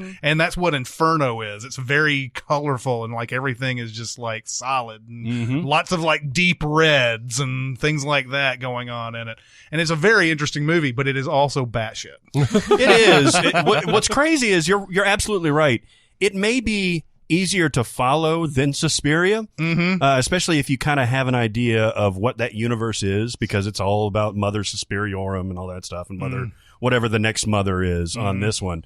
But yeah, especially at the end, man, this shit goes sideways. Yes, it has one of the most ridiculous kills I've ever seen in a movie. I highly recommend watching it, by the way. Yeah, you sold me on it. Yes. I mean, it's one of those movies where I swear he's actually trying to be funny with some of these kills. Can you describe this one without spoil? I don't think it is a spoiler. Well, you might be thinking of another one. There are a couple of them, yes. Okay, so the one I'm thinking of is when the guy goes out into the creek. Oh, yeah. It would be spoilery to talk about that one, but there's another one that I think you might be talking about where one of the, I guess this is kind of spoilery too, but it's one of the women that you think is like a main character in this movie. And she's like wandering around through this house, this apartment building or whatever. And then she sticks her head out a window and there's like the glass pane is like a guillotine. And like, but not just one time. No, She goes back down. Yeah, like he hits it once and then he's like, oh, got to slide this thing back up to get more momentum. Oh my it comes down again and again. And it's just like, oh my God, she's dead already. She's dead.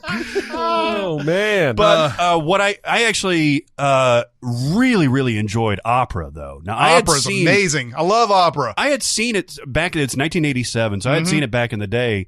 But I forgot how like legitimately good this movie is. Yeah, I had never seen it before, and this is the one out of the two that I saw that I prefer. But it's this one's good, man. This is good stuff. It's. I mean, you could make a lot of parallels with the Phantom of the Opera. I do love musicals. There's Yeah. weirdly enough, it's not a musical, but Brian Eno did. Brian and his brother Roger Dennis. Dennis. Maybe Rogers from Hammerstein, I think. They both did the music for it. So the main score is this Verdi opera, and then Brian Eno punctuates this with like rock music, basically, especially during the kill scenes. And it's awesome. It's an awesome. They're doing a musical of Macbeth in this. It's Verdi's Macbeth. Yeah, it's Verdi's Macbeth. So the one of the things that they say right off the bat is this is a cursed play. This is one of these things that people all, there's always bad luck that follows it. And as soon as they start on this thing, it's a bunch of occurrences that happen. Yeah, from the get-go. God, it's so good. Isn't Macbeth the thing that you don't say on stage?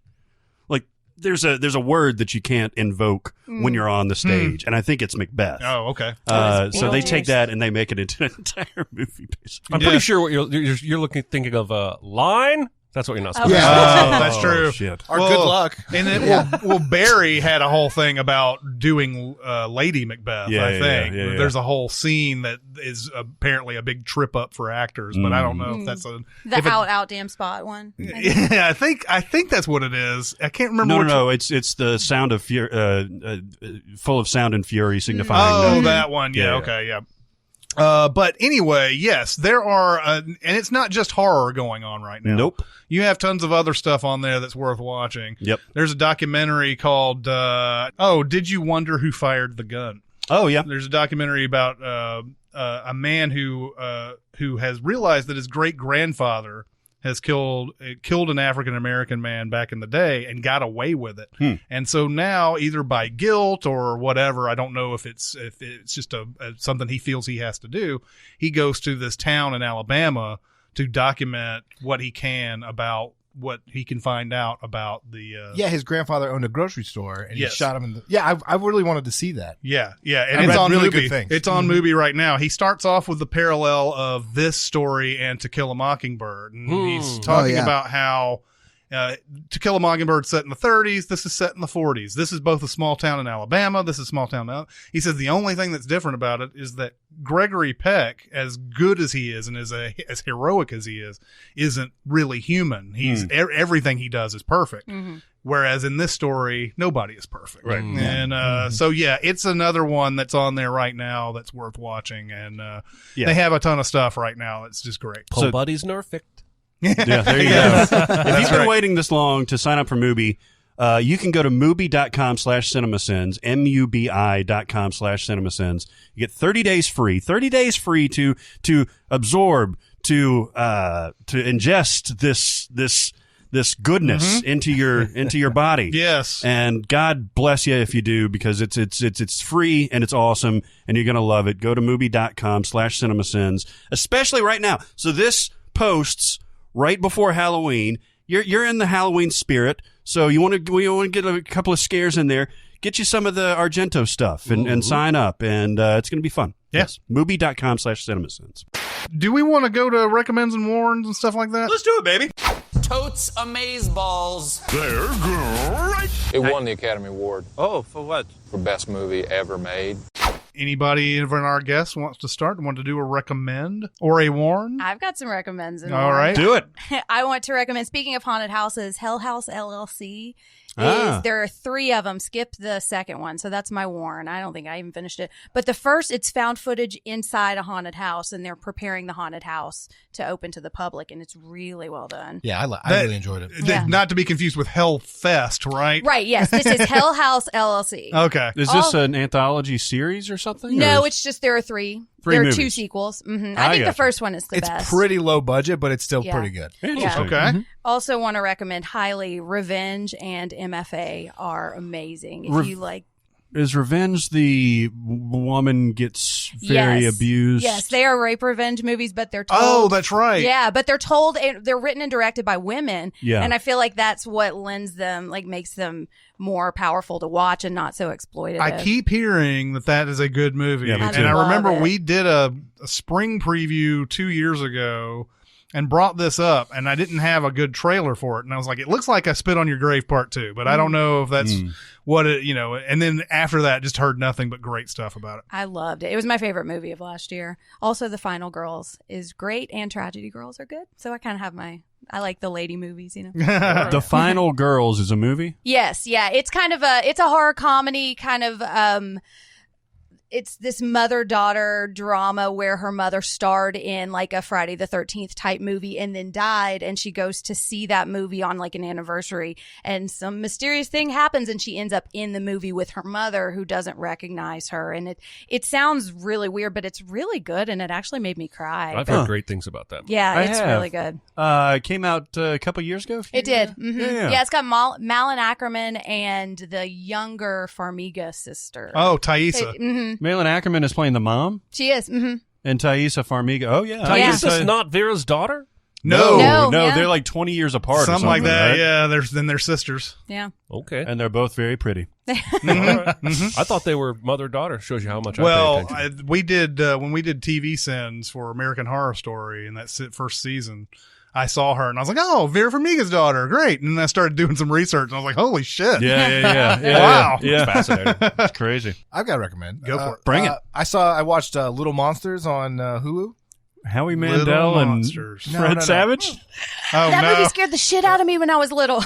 No, I think this is a different one. No, this is the one with the lady from Us. Oh, Lupita Nyong'o. Yes. Oh, I've heard of it. This is a zombie movie, right? Yes. So she is a kindergarten teacher who takes her class on a field trip to a petting zoo. There's a zombie outbreak around there, and then she has to keep the class alive, and they play a pretend game where it's like a tag. They're like, "This is tag. Don't get tagged by the Oh, is it zombies." like Life is Beautiful with zombies? Except Life is Beautiful won an Oscar, right? And it's a great movie. It's exactly like that. It's actually exactly like that.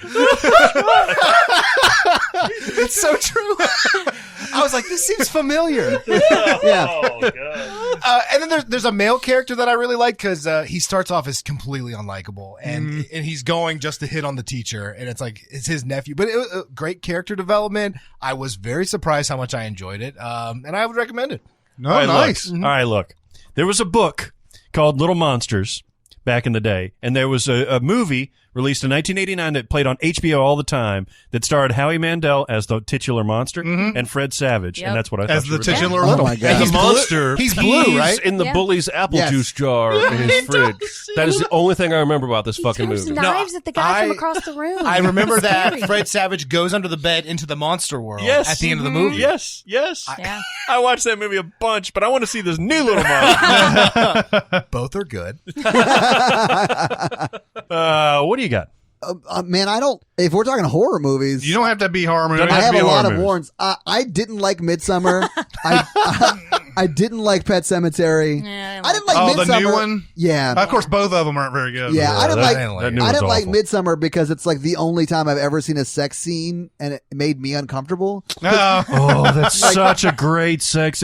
We were talking What are before you about into? It's hilarious. hilarious. Oh yeah. I mean, everything that you can imagine that hasn't probably been done on film Yeah. is kind of done in that. Yep.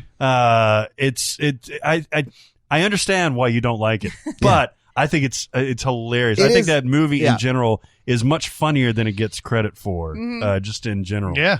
I honestly think one of the only movies I've seen not for the podcast this year, because we do a movie a week, so it's like a lot of time commitment, is Shazam. I think Mikey and I went and saw Shazam. Did you like it? Yeah, it was good. Yeah. It wasn't awesome, but yeah, it was fun. I actually still haven't seen this. Yeah. I think you'd really dig this one.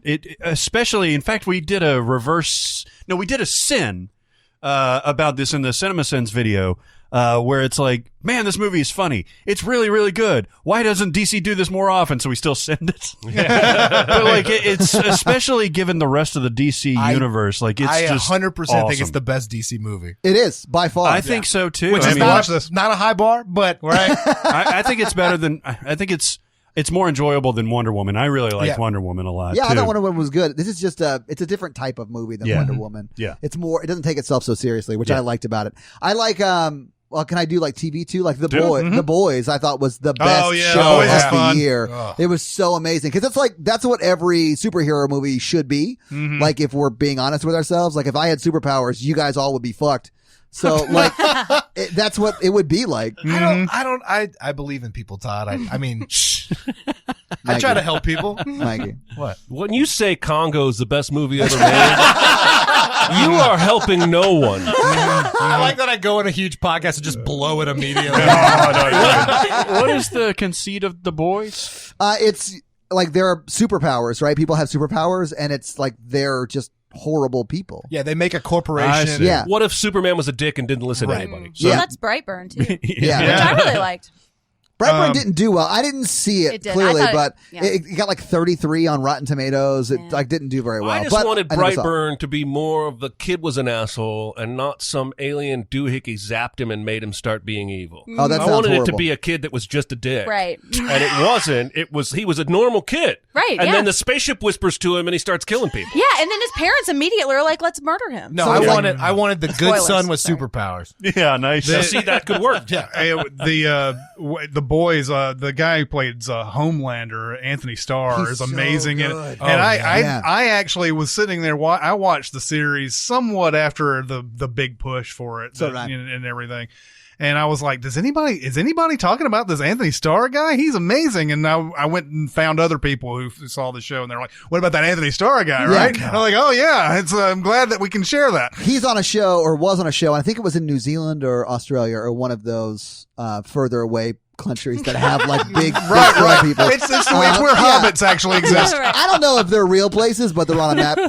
But yeah, so he played in a TV show where he plays two very different characters, and you see that with his portrayal of Homelander. Is it Outrageous Fortune? I honestly don't know because I haven't seen it, but I saw I read an article on it, and he said that that's sort of how he was able to play Homelander the way he played. Because if you see him when Homelander's on camera ever, he's like this really chipper, very American guy. And the second the camera's off him, he's like this evil, horrible person. Yeah. And so he was already used to doing that from his other show. So I was like, oh, that makes sense because he's so good at it. Yeah. Yeah.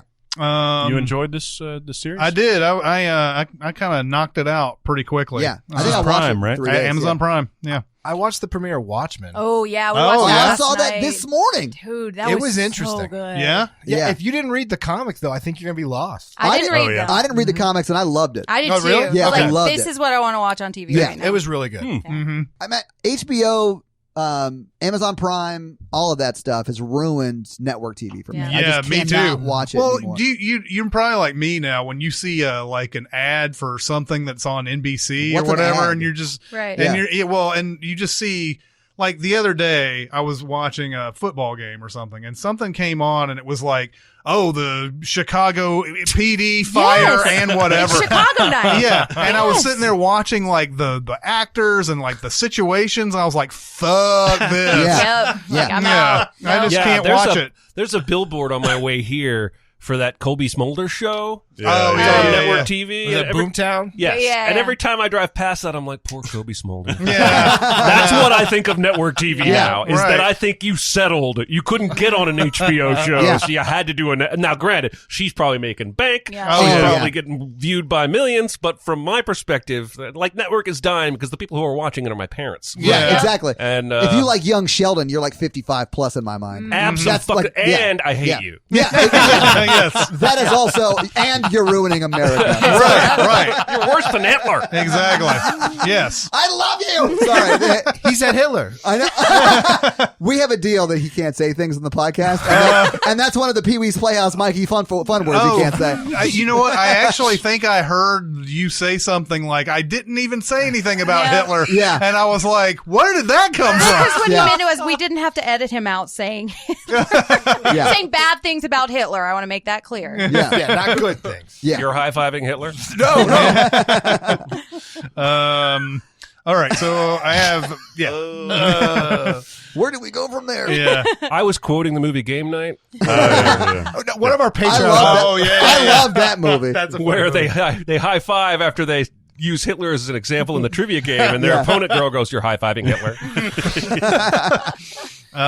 So I, every time in October, it seems like Turner Classic Movies, I'm like, oh my God, there's so many good things that they're putting on here I haven't ever seen. And so one of them seemed to have pretty good reviews on it, was called Kuroneko, and it's a Japanese film from 1968. And so, I watched this, and it's fantastic. It's mainly because of visuals and mood and everything. It's not a movie that's going to like super scare you out of your socks or anything, but the story, it starts off, with something horrible. Obviously, it's during samurai times. There's these two women. A mother and her daughter are in this this house out in the middle of the woods, and a bunch of samurai come in and rape and kill them. And so then the next time we see anything, we see a samurai walking in the woods, and he sees a woman walking around. He's like, "Well, can I help you get back to your house and everything?" And she's like, "Oh, please. When it goes beyond the grove, it's so scary." Blah blah blah, and she leads him into this house, and the way they shoot everything, it's like the house looks stationary, but there's like stuff in the background, like the camera's moving. Like the house is just sitting there, and you just see the woods just like moving, and like it's all dreamlike and everything. And he goes into the house, and she starts talking to him and everything, and then murders him. And we find out that these two women were the two women who were raped and killed. And so they were there. We find out that they had the younger woman's husband has gone off to war, and he's been gone for 3 years. But they definitely have this thing against samurais, obviously. He has gotten to the point where he's achieved being a samurai. And he comes back to try to find his home, and he finds his home burned down. And he's like, where's my mother, and where's my wife and everything? And he actually gets caught up into this whole thing where she tries to lead him into the house and everything. But it changes from there. The movie goes to a different place at that point. And it's very just ethereal and like sometimes sexy. All right, I'm listening. Yeah. I mean, Virtually any mention of sex perks you up. Yeah. You realize that, right? My world. Yeah. yeah. It's but it still has some scare factor to it and everything too, like some frightening elements and everything.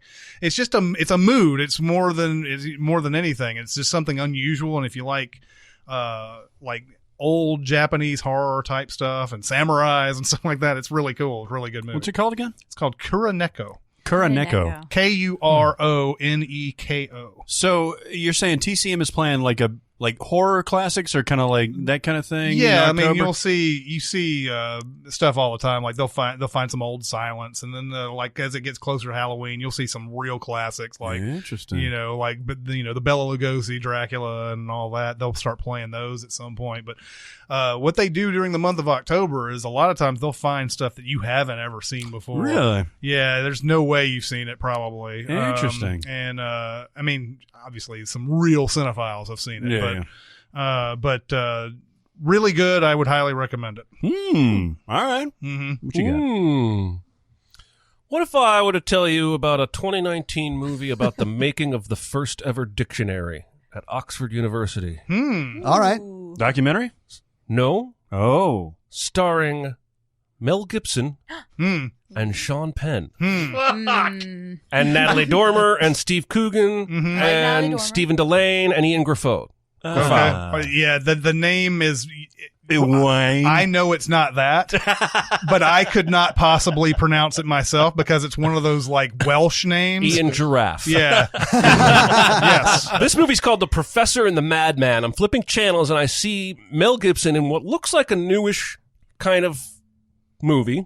I didn't think he was allowed to do that anymore. I didn't either. Yeah. I'm thinking, well, who would make movies with Mel Gibson? Sean And then, of course, his co-star, Sean Penn. Yeah, that makes sense. Another Yeah. guy a lot of people wouldn't necessarily maybe want to align with. And it's a train wreck. Is it Oh, bad? yeah. It's like Downton Abbey with these two guys doing accents. Oh my God, Mikey's And great at what accents. Are they English? Yes. Oh. And, They're in well, Sean Oxford. Penn's in an insane asylum undergoing treatment, but he... Just normally. Yes. And then in the movie, he's also in an insane asylum undergoing treatment.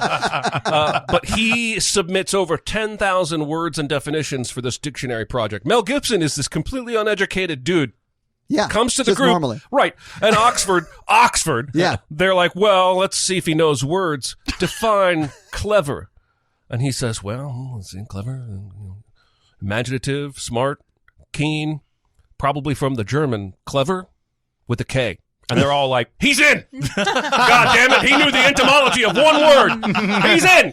And he wows them with, he can speak like 25 different languages, and it's basically about the drama and the politics of trying to come up with the first Oxford dictionary, which, if you think about it, is an interesting idea, because there were, much like the Bible, there was a room full of 12 or so men who were the utmost gatekeepers for what was going to go into this book and what was not.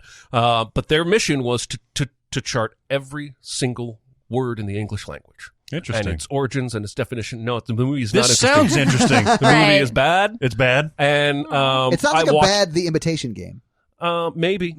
I watched it all. Of course you did. Of course you did. I didn't feel good about that time spent when I was done. Natalie Dormer is like this prostitute Okay. that Sean Penn wants to take under his wing from the insane asylum. Okay. I don't know. There's some like, he was in war and he's got PTSD, so I don't want to poop too much on a movie that was trying to do something there, but terrible. Unless you want to see the kind of movies Mel Gibson's able to make these days, and then you go watch Dragged Across Concrete, which sucked, Yeah. and then you watch this, which sucks. Yeah. So there you go. Just for context, Jeremy watches movies that nobody's ever heard of or seen, and reports on them. And I don't think they're ever recommends. They're always like warns or recommends. The closest we got was the Lesbian Woods drama where she kept pushing her over the I did the watch cliff. one recently that would be a wreck of warn Yeah. called The Elizabeth Harvest. Have you seen this movie? Of course not. It's got Syrian Hines or Kyrian Hines. I think it should be obvious that I haven't. And he's got a young, hot, redhead wife, but he's got all these rules. You have Uh-huh. to stay here while I go to work. You can't go in this room, blah, blah, blah. She's a clone. Oh. She finds the room full of clones. Uh-oh. All hell breaks loose. Oh, was it I enjoyed that one. Yeah. Okay. It was like Ex Machina on a budget. Ooh, Ex Yeah. Machina. Or like, Yeah. or like Moon. Or like Moon on a budget. Like Moon wasn't already on a This budget. movie I was know. definitely on a budget, but that wouldn't be a full warn. All right. but yeah. No. Do you think you want to watch a movie with Mel Gibson and Sean Penn making the first Oxford Dictionary? No. Then don't. Then don't. I don't know how whoever put up for the money for this went, oh, this is going to be great. When I They think just of wanted. them, I think well read. Yeah, exactly. Yeah. I think scholars. I'm surprised Mel Gibson hasn't done a Council of Nicaea movie. I'm surprised that has not Well, been he's done. still talking about doing, honest to God, a sequel to The Passion of the It Christ. could be Yeah, that. yeah. That's 325 years after. Well, Or 3 no, days.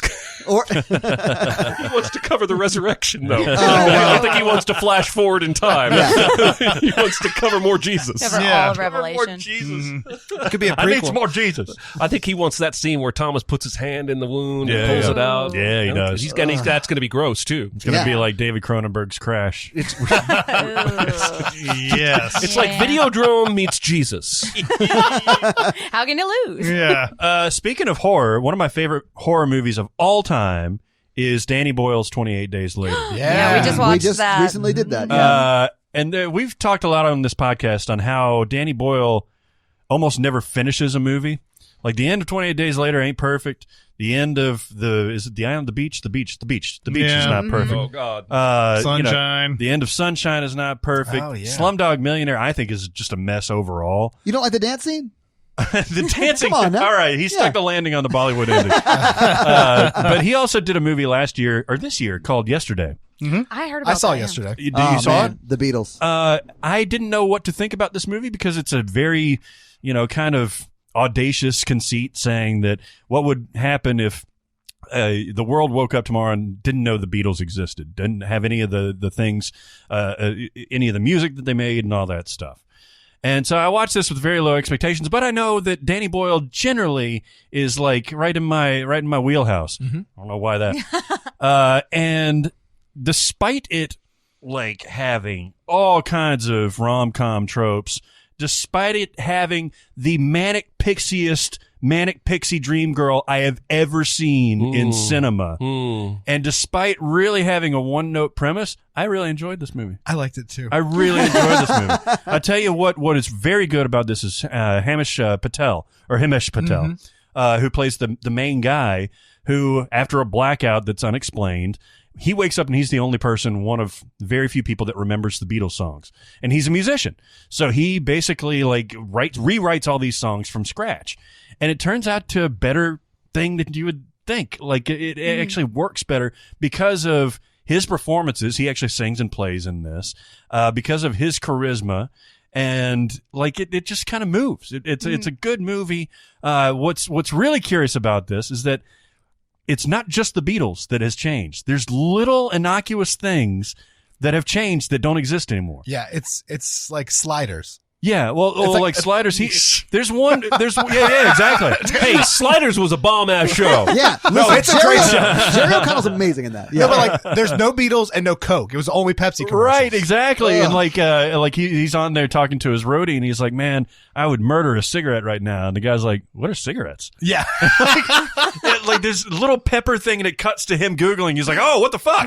So the Beatles are responsible for cigarettes? Well, it's interesting because you could tell that the Beatles thing would lead to something else. So, for example, there's no Oasis in this world, which That makes sense. Yep. If there's no Beatles, there's no Oasis. But then there's little things like Coke and cigarettes and sliders and stuff like that.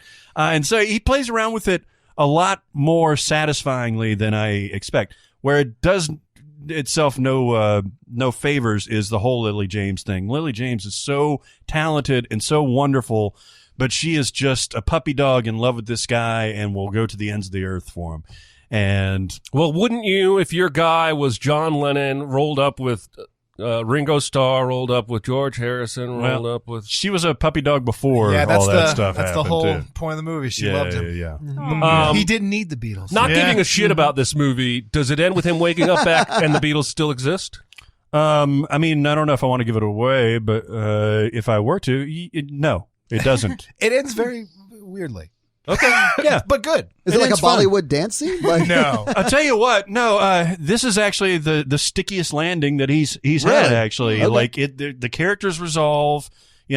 Spoiler: the two get together, but like there's a satisfying plot thread, and he even has like some sort of interactions with the tangential nature of the band too that actually turned out to be very satisfying. None of what you just said makes sense. He has some interactions with He the meets tangential. John Lennon. That's what I figured. Yes. Like John Lennon if there never were the Beatles. Right. Correct. so he's still alive? He's like Yes. an old, yeah. And that's part of the thing. That's part of the thing that actually was very cool. John's I'm still pointing here. at you. Yeah, I love the Beatles. Jacques. See, I think Is he this just is like a a movie- mechanic? Like, This is a movie for Beatles fans. Yeah. No, I mean, no. I like the Beatles, but I'm not a Beatles fan. I'm not a huge Beatles fan. I secretly love romantic comedies. Okay. secretly? I love Not a romantic secret comedies. anymore. I'm a hopeless romantic. I really liked. I liked the love story. I think it could have done it a little better, but the premise was actually in like the background of like the character development. All right. Yeah, I'll tell you what this movie suffers from, though. Fucking Ed Sheeran. Oh, Fucking yeah. Ed Sheeran. That was the funniest man. part of the trailer. Yeah, Yeah. no, there's too much Ed Sheeran in this He's in the movie bullshit. a lot. There's too much The Ed part Sheeran. where he says to do dude instead of Jude was the best part, the only part of the trailer that I liked. Yeah, that gets hammered a little too hard in the movie. God damn it. Why do they Yeah. always do that? Kate McKinnon is also fantastic in Oh, this yeah? movie. She's amazing. Yeah, She- You she's should have great. just had a trailer that said Kate McKinnon's in this, and I would have gone. Yeah. Yeah. No, this is I like this movie. I think you would probably enjoy it if you All right. watched it. All And right. I think you would probably enjoy it if you Oh watched yeah, it. I've got it in there, of course. Of course. Yeah. Do we want to do a couple questions? I got something to say. I want the truth. I'm listening. All right, we got time for a couple of questions. Let me pull that thing up here. This is a fun one. If you could only watch content from one studio for the rest of your life, including their back catalog, which would it be? Without Paramount, you lose the Mission Impossible franchise. Without Warner Brothers, you lose DC, both live, action, and animated. That means all the stuff before DCEU, and The Matrix. And without Disney, obviously, you lose all the Disney stuff, now the Marvel, LucasArts, all that stuff. Without Universal, you lose Back to the Future, etc. What do you guys think? This is an interesting question. I don't think it's been posed before. Yeah, it's one that also is probably the most research-intensive questions because you have to kind of go through a lot of stuff. Like, I guess you would have to go through, here are my favorite movies. How many of them are this studio or whatever? Now, you and I are going to have the same answer here. Oh, yeah? Paramount is the one that I would not want to be able to lose because it's got Godfather. It's got Mission Impossible, obviously, but it's also got some of the best comedies that have ever been made. Airplane, Trading Places, which I know you don't like. It's got Coming to America. Beverly Hills Cop, a lot of these Eddie Murphy movies were Paramount. Of course, Wayne's World was Paramount, all these. So mainly because of the comedy aspect of it, I wouldn't want to lose Paramount. Yeah, I mean, I can't imagine my life not being able to watch something like The Godfather, the spectacle. We're actually rewatching with my son all the Mission Impossible movies again. And so like just going back and like seeing those set pieces, I want to watch those again. I've seen all the Star Wars movies. Now, I love Star Wars.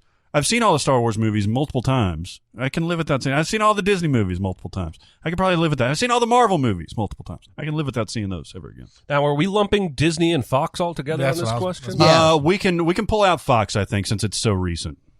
What? So you say if you pull out recently enough, and I've heard that's the strategy. I've heard that's the strategy. Yeah. No. Okay. I would say Disney because Disney owns so much IP. Yeah. Like and I grew up watching Disney films, obviously, like Aladdin and all that, the cartoon musicals that I love. But like, I want to watch The Mandalorian and stuff like that. That's going to be coming out, and fully intend to have my friends do that for me. And I don't know. I just feel like Disney at some point's going to own a bit of everything. So I feel like Disney's the safest play because they're like the most like corporately ruthless company. That's true. And they're eventually going to own everything at some point. So of course we run into a weird problem with this, right? Because there are classically Star Wars is Fox. You mentioned the Terminator in your answer. The Terminator has been with a million different studios. It was Orion. It was Warner Brothers at one time. It's been Paramount, but it's a million different things. So like, I guess whatever they own now is probably the best way to go about it, even though I still classically think of Star Wars as Fox, just because that's what the first 6 movies were. Yeah. And like everything before that, I mean, there's a ton of other stuff that came in before that, but but Disney owns them. So what are you going to do? I mean, episode 9 notwithstanding, could you live your life without seeing a Star Wars film again? Yeah. Sure. I could too. I actually didn't think I was going to see another one again after Return of the Jedi. Yeah. I didn't think it was ever going to happen. So I was fine with it. Well, and I think I could also go my whole life without seeing almost any movie you could throw out, though. That's the dilemma. So basically, except for The Martian.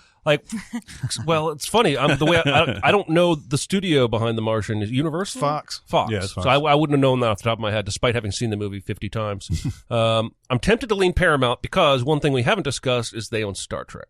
Yeah. And if I had to give up Star Trek, that would be really difficult. But in the spirit of this podcast and the question, I'm going to have to go with Warner Brothers because I have historically said The Matrix is my favorite movie of all time, and it is.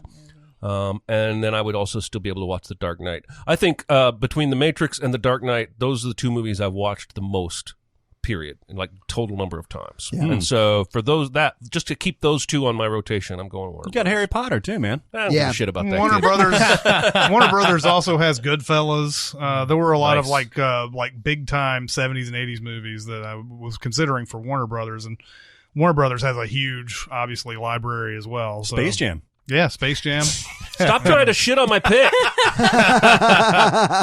Fantastic Beasts. You're still shitting on my pick. I think I have to go with Todd and say Disney just because I think they're turning into like Taco Bell from Demolition Men. Yeah. A lot of love here. Actually, it was Pizza Hut in all other countries. Yeah. A lot of love here for Demolition Man. That's love that It's a great movie. I mean, they're just going to devour everything else in the studio wars. Yeah. At some point, like not to stop the fun conversation and get philosophical about politics, but at some point that like Congress will not let them own everything, just from anti-trade, antitrust, whatever the fucking buzzword is. Stuff, So I think we're going to end up with two, maybe. Yeah. Disney Monolith, and all the others. But I don't think they will actually ultimately literally buy everything, because I don't think the government will let them. I hope not. That would suck if they did. It because really would. Then they could charge you whatever the fuck they wanted to watch it. I was looking because I don't really know the studios very well, and just looking from that question, I was thinking, Universal, because I love Jurassic Park and I love Jaws, and those are two of my favorite movies. But then when I was really thinking about the one movie that I couldn't live without, it's Terminator 2. Oh, okay. All-time favorite movie, and I don't know what that would be. So whatever that one is. So that's Terminator mine. 2, I believe, was Carol Co. And I can't remember who was behind Carol Co. because that was the actual company that you see at the beginning. And I think maybe Warner Brothers was behind them. I saw TriStar when I was TriStar. It might actually was TriStar. Now that I think about it, it's TriStar. But yeah, that would be Sony. You would start getting into the Sony stuff at that point. If you pick Carolco, you get Total Recall, the first one, and Basic Instinct. Whoa! Hey, I can jerk off to both of those movies. And Cutthroat Island. Oh, nice. Wait, is that the one that's also the Muppets? No. That's Disney's Treasure Island. Oh, pardon me. There was a Muppet Treasure Island, and then there was Cutthroat Island, Gina Davis maybe, and Matthew Modine. In fact, That's that's probably the reason why Carol Co. went under. I think so, because yeah. of Cutthroat Island. That didn't Because do it well. was a huge disaster. Like, it was one of those $200 million budget, and then it made $2. Because they cast Matthew Modine as a swashbuckler. Yeah. What the fuck were you thinking? I know. I actually Making watched that Prioles. movie opening weekend. Oh, you were the one. Yeah. Well, Rennie Harlan had a decent track record up to then. Gina Davis was great. I mean, we hadn't had a big pirate movie that was any good. I probably paved the way for Johnny Depp's franchise. Yeah. But the score is fantastic. Oh, yeah? Cutthroat Island has a great score. It's hard to make a pirate movie with having a bad score. That was 95. That was the year of two big, huge water disaster Was movies. it Waterworld? Waterworld. Waterworld, yeah. which is the best movie ever made. I love that movie. It's up there. It's up there. It's certainly up there with Congo. Yeah, it is. It is. You know what I wanted to go with if I were being all prestige-y is A24, because A24 has the highest batting average, I think, of any studio that's produced over, 20-25 films. Mm-hmm. You know, Hereditary, Moonlight, Lady Bird, fucking 8th Grade, Under the Silver Lake I loved a lot. And I can't wait to see The Lighthouse. That's going to be I've heard that's going really to be a good. lot of fun. Yeah, it's got The Witch, too. The Vivitch. The Witch, pardon me. Yeah. I hate like all of those movies. Like all those movies are like terrifying. Watch out for that goat. What's his name? I saw Right. Black Phillip, yeah. Phillip. But I've got some bad news for you. Oh, Todd, 8th Grade is not terrifying. it sounds terrifying. Actually, certainly it was is when I was terrifying. young. It sounds terrifying. Yeah. I'm afraid to watch that movie. 8th Grade? Yeah. You haven't seen it yet? I haven't seen it yet. Oh, it's Oh, fantastic. you would So all love fucking 8th good. Grade. I know I would love it, but I also know I would like cringe hard at my own Yeah, you will. like teenageness. I'll go ahead and give you my copy. You I've can got watch it. You I've got a copy. I just haven't watched it yet. All right. Just like my copy of Manchester by the Sea. Oh, I've got yeah. that too, See, now but I don't- that's a different story. I know. Yeah. That is a downer. That's what they said. That's why I haven't watched it yet. Yeah. Hot take from Mike. Be prepared to be depressed. I got to be in the mood to be down. I saw Jexy in theaters just because I wanted a movie. Is that what it's called? Yeah. Just because I wanted a movie that wasn't like serious. Is it funny? I thought it was pretty good. I liked the preview. I thought the preview got was a funny. 13 What would have on been Rotten funny Tomatoes. is if you would have been like, I saw this movie Jexy, and you're like, is that the name of it? And we're like, yes. And then you described another movie that wasn't Jexy. Killing of a sacred deer. Yeah. He puts this clown makeup on. That's funny. That's like, that'd be the perfect one, too. No, I went to go see The Joker, and I was like, I had a bad day at work. I was like, I don't want to see a downer. I want to go see like a goofy movie. It was good. There you go. You made a good choice. Yeah. One more? Yeah, one more. Let's do it. Question for the podcast. Name your favorite performance by an actor or actress who only appears in one scene? The right answer, this person says, is Christopher Walken in Pulp Fiction, which is correct. Mm-hmm. Yeah. What do you guys think? Read the question again. The actor or the character? Well, the actress/character is only in one scene in the movie. Oh, wow. I'm going to have to ponder. You guys go first. All right.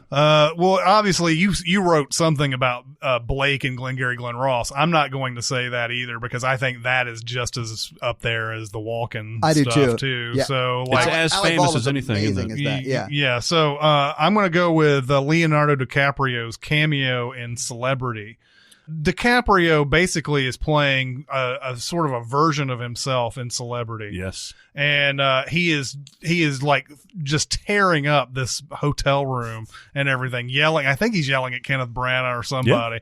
And he's just yelling and just swearing and everything. And it's just funny seeing DiCaprio this way because it's right after Titanic and everything. And it's just not it's not the normal way we see DiCaprio. It's more like DiCaprio as Johnny Depp, essentially.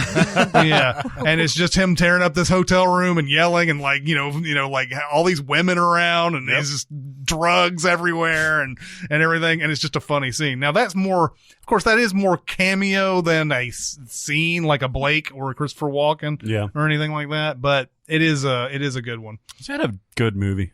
I don't remember it being a good movie, actually. I remember being cringy about have you ever seen Celebrity? I have not. He's Kenneth Branagh, esteemed Shakespearean actor. Yeah, I know he's Kenneth directed Branagh is doing a Woody Allen impersonation the entire movie. That sounds god awful. There is the line at the end where the guy is considering making an all black version of Birth of a Nation. Yeah. Whoa, that's a bad idea. Yeah. I think that's exactly what the movie is saying. But that's somebody like throwing out these ideas and everything at the end, and somebody says that. And there's an idea about everybody being famous or something like that. Yeah. But yeah, that's the one, DiCaprio. There's several others I thought of, but that's a good just one. go with that one. What do you think? I was going to say another cameo. Probably my favorite cameo is Bill Murray in the first Zombieland. Yeah. That's mine. Is that yours? That was going to be mine, yeah. Well, it's too late. It's mine now. So think of All right, go around. I'll come over one. I'm the captain now. just because it was unexpected and it was hilarious. Yeah. It's funny about that scene, though. I get what you're saying. It is out of nowhere and everything. That scene could be completely excised from the movie, though, and it would be the same movie, right? Yeah. Right? We just watched this fairly recently, and like, it's funny, but like, everything about it is stupid. It's funny, but it's stupid. Like, why would he fucking walk up on Jesse Eisenberg as a fucking zombie, expecting anything other than to get shot? Somebody said, actually, in the comments, we did a Sens video for this. Somebody said in the comments that he was too high to realize what he was doing. Listen, I have been high a lot. And I have never been so high as to think a prank like that would end in anything but tragedy. Weed does not explain that shit. Now, if you wanted to come at me with coke, some speedballs, some LSD, I mean, probably. you're on those a lot, too. Well, I'm just saying they have a stronger kick. Yeah. And then they just move on. Yeah, exactly. Let's go on. There's no mourning process for it. They're just like, all right. We already thought he was dead. Is it me or going in a circle? Yeah, sure. Yeah. I feel like I've used these answers before, but they're just the right answers. So I'm going to say Bill Hader in Pineapple Express. Nice. In the opening scene. Yeah, that's a good one. Speaking of weed, item 9 is the bee's knees. And then Chris Hemsworth in the opening of 2009 Star Trek. J.J. Abrams Star Trek, where he exhibits more charisma in 10 minutes as a captain of that ship, Kirk's dad, than every show except Next Generation and the original ever showed. Like, you look at that captain from Deep Space Nine. Come the fuck on, that dude's boring. That Bakula? No, Deep Space Nine. No. The Is I it don't Kate know the Mulgrew? actor's name. No, it's a big, tall black man. Idris Elba? No, this is the 90s. This is the 90s, Jen. I can't think of his name. Ben Sisto, I think, was the character's name. Yeah. I don't remember. Avery Brooks. Thank you. He was boring as hell. Oh, yeah? Fine actor. This is probably what they wrote for him, but that captain had no charisma. Holy fuck, that had 173 episodes? Yeah, they Yeah, ran dude. Deep forever. Space Nine has a fierce following. There are people that think it's the best Trek ever, and they're all wrong. I was about to say, I knew and it they was are on. I knew it was on for a while, but 173 fucking episodes. That's crazy. Yeah, man. Jesus. Yeah, it's basically Cheers in space with nobody laughing. Well, you sold me on it. I think my answer would be Sigourney Weaver in a movie that I don't want to spoil, but Oh, I know what you're talking about. Yeah. That's a great one. It is, That's a but great I one. love Tony Todd in Final Destination. Yeah. I love him so much just in general, and he just has this presence about him that He's got that voice. Yes, and it's just I love it so much. I like that movie a What lot. is his cameo in Final Destination? He is the mortician. Yeah, he's the guy that knows the rules Yeah, of he death. knows death's Oh, design. that's right. He knows the shit that's going down, He man. comes back in at least the second one. I think so. He's got another scene in there too. Yeah. Have you seen all 5 of them? No, I stopped at the third No, one I is have. the roller I have. coaster one. I had to get up and leave the room with the roller coaster scene because that was just so tense. Oh, yeah. But I love the second one a lot. The first one is my favorite, but there's just this element of people not believing you and then all of a sudden they can't deny The it second anymore. one, that fucking interstate crash is Yes. one of the most spectacular things I've ever seen I think in so any too. movie. Mm-hmm. So. It's amazing. Since Mikey took mine, I'm just going to go with The Bear and The Revenant. Okay. Yeah, that's a good one. Yeah. Yeah. I think he crushed it, man. She makes the most out of her screen Yeah, time, for I sure. mean- Yeah. Yeah. He crushed it, man. Yeah. Literally. He crushed it. Oh, man. I was going to go with Matthew McConaughey in Wolf of Wall Street, but Oh. he's in multiple scenes. He is, yeah. So it's cheating a little bit. And he's also playing himself. Just exactly. So I'm going with one that probably very few people have seen. And it's Uma Thurman in Nymphomaniac Volume 1. I am interested. What is happening here? Hang Just on. like bringing this movie up. Yeah. I watched it again yesterday. Of course you did. Not the whole thing, just the scene. So you were home alone. Probably not. In fact, most of the time, if you run into Barrett, he's like, I just saw Nymphomaniac yesterday. listen. I don't. If you like Lars von Trier, you probably like this movie. If you don't like Lars von Trier, this is a good movie. This is literally a good movie. It's I'm sold. pornographic. It has real sex in it, not by the actual Shia LaBeoufs, but like the actual they do some sort of Yeah, CGI they do some thing. weird thing with porn actresses Fucking and seamless, actors, though. and then make it look like it's the actual Yeah. actors. Yeah. So this woman she's a self-described nymphomaniac where she just goes and cannot get enough, like Black Snake Moan type of sex. And it never catches up with her. But finally, there's one scene where she's fucking this guy and Uma Thurman, she's done fucking, and Uma Thurman with her 3 little kids comes up to her apartment and to confront her and her husband, basically having this affair. And she is unfucking hinged. She's like, she's telling her kids, like, this may be the last time that you're going to see daddy. And she sits down next to Stacey Martin, the nymphomaniac. And she's like, would it be possible for the kids to see the whoring bed? And they take him into the bed and she's like, sit on the bed, think about this moment, really think about it. Because you're going to be telling your therapists about it. Oh, my God. Oh, my God. It's so great. And she's keeping it together. Another dude shows up. And she's like, she invites him in, and she's like, she sits them all down. She's like, menage a trois. I see that I wasn't giving you what you were, the exotic stuff you were looking for. And so all this is hilariously uncomfortable and all this stuff. And it's a funny scene, despite, how It sounds how it's set hilarious. up. But at the end of it, she goes out and she takes the kids down and she's in the stairwell and she just goes, and everybody's just like, the fuck are we going to do? It's just, and then she leaves. It's so great. Oh, That jeez. sounds like Lars von Trier, man. Sounds hilarious. I feel bad Oh, for my your God. ears when you edit this podcast. Yeah. Yeah. I don't. You're the one that was responsible for it. Oh my God, that is such a good scene. Oh, it comes out of nowhere. Like an actual star comes in here and just masterfully. Shia is really offended you just said that. Shia is so fucking gross in this movie. Like he's gross, but he's gross in this movie. Like And this is Nymphomaniac 1? There's 2. There's 2. Oh, okay. It's Yeah. like it, but sex. Right. yeah, pretty much. All right. Yeah. Kill Bill, but the for s- fucking. The second one, That was the tagline, actually. Yes. the second one's not terrible, but the first one is the one that you want to see. I mean, it sounds like I want to see both of them. It's on Netflix. It's on Netflix. No, I swear to God, this is a good movie. You've seen it before, right? I've seen part 1. I didn't see. Oh, I thought you were going to say I've seen parts of it. No. Thrilling. No. I've seen part 1. I have not seen part 2. I've seen the parts with the close-up intercourse. Yeah. Where the porn stars were in there. That's the part I saw. Yeah, it is pretty. You it saw is the pretty seamless. Pornhub cut. Yeah. Yeah. Yeah, exactly. And Did then, you like the movie though overall? No, the first one, yeah. I haven't seen, like I said, I haven't seen the second one, but yeah, the first one I thought was decent. Yeah, I watched it for the articles. Yeah. For sure. Exactly. Stellan Skarsgård. She's talking about like swallowing this dude's load. I'm sorry, what was that? You were saying something? Not my Stellan Skarsgård. Not my Stellar He never skateboard. would. There's a whole sequence about this guy who's saving his semen for his wife, and she steals it. Oh, yeah. Christmas is And coming he up. turns it into, isn't he turning it into like a Fibonacci sequence or something like that? That He's sounds trying right. to like break it down mathematically. He's Sounds like, right. A man can only produce a load every 30 seconds and blah, blah, blah. Yeah. 30 seconds. It's not trying hard enough. Yeah.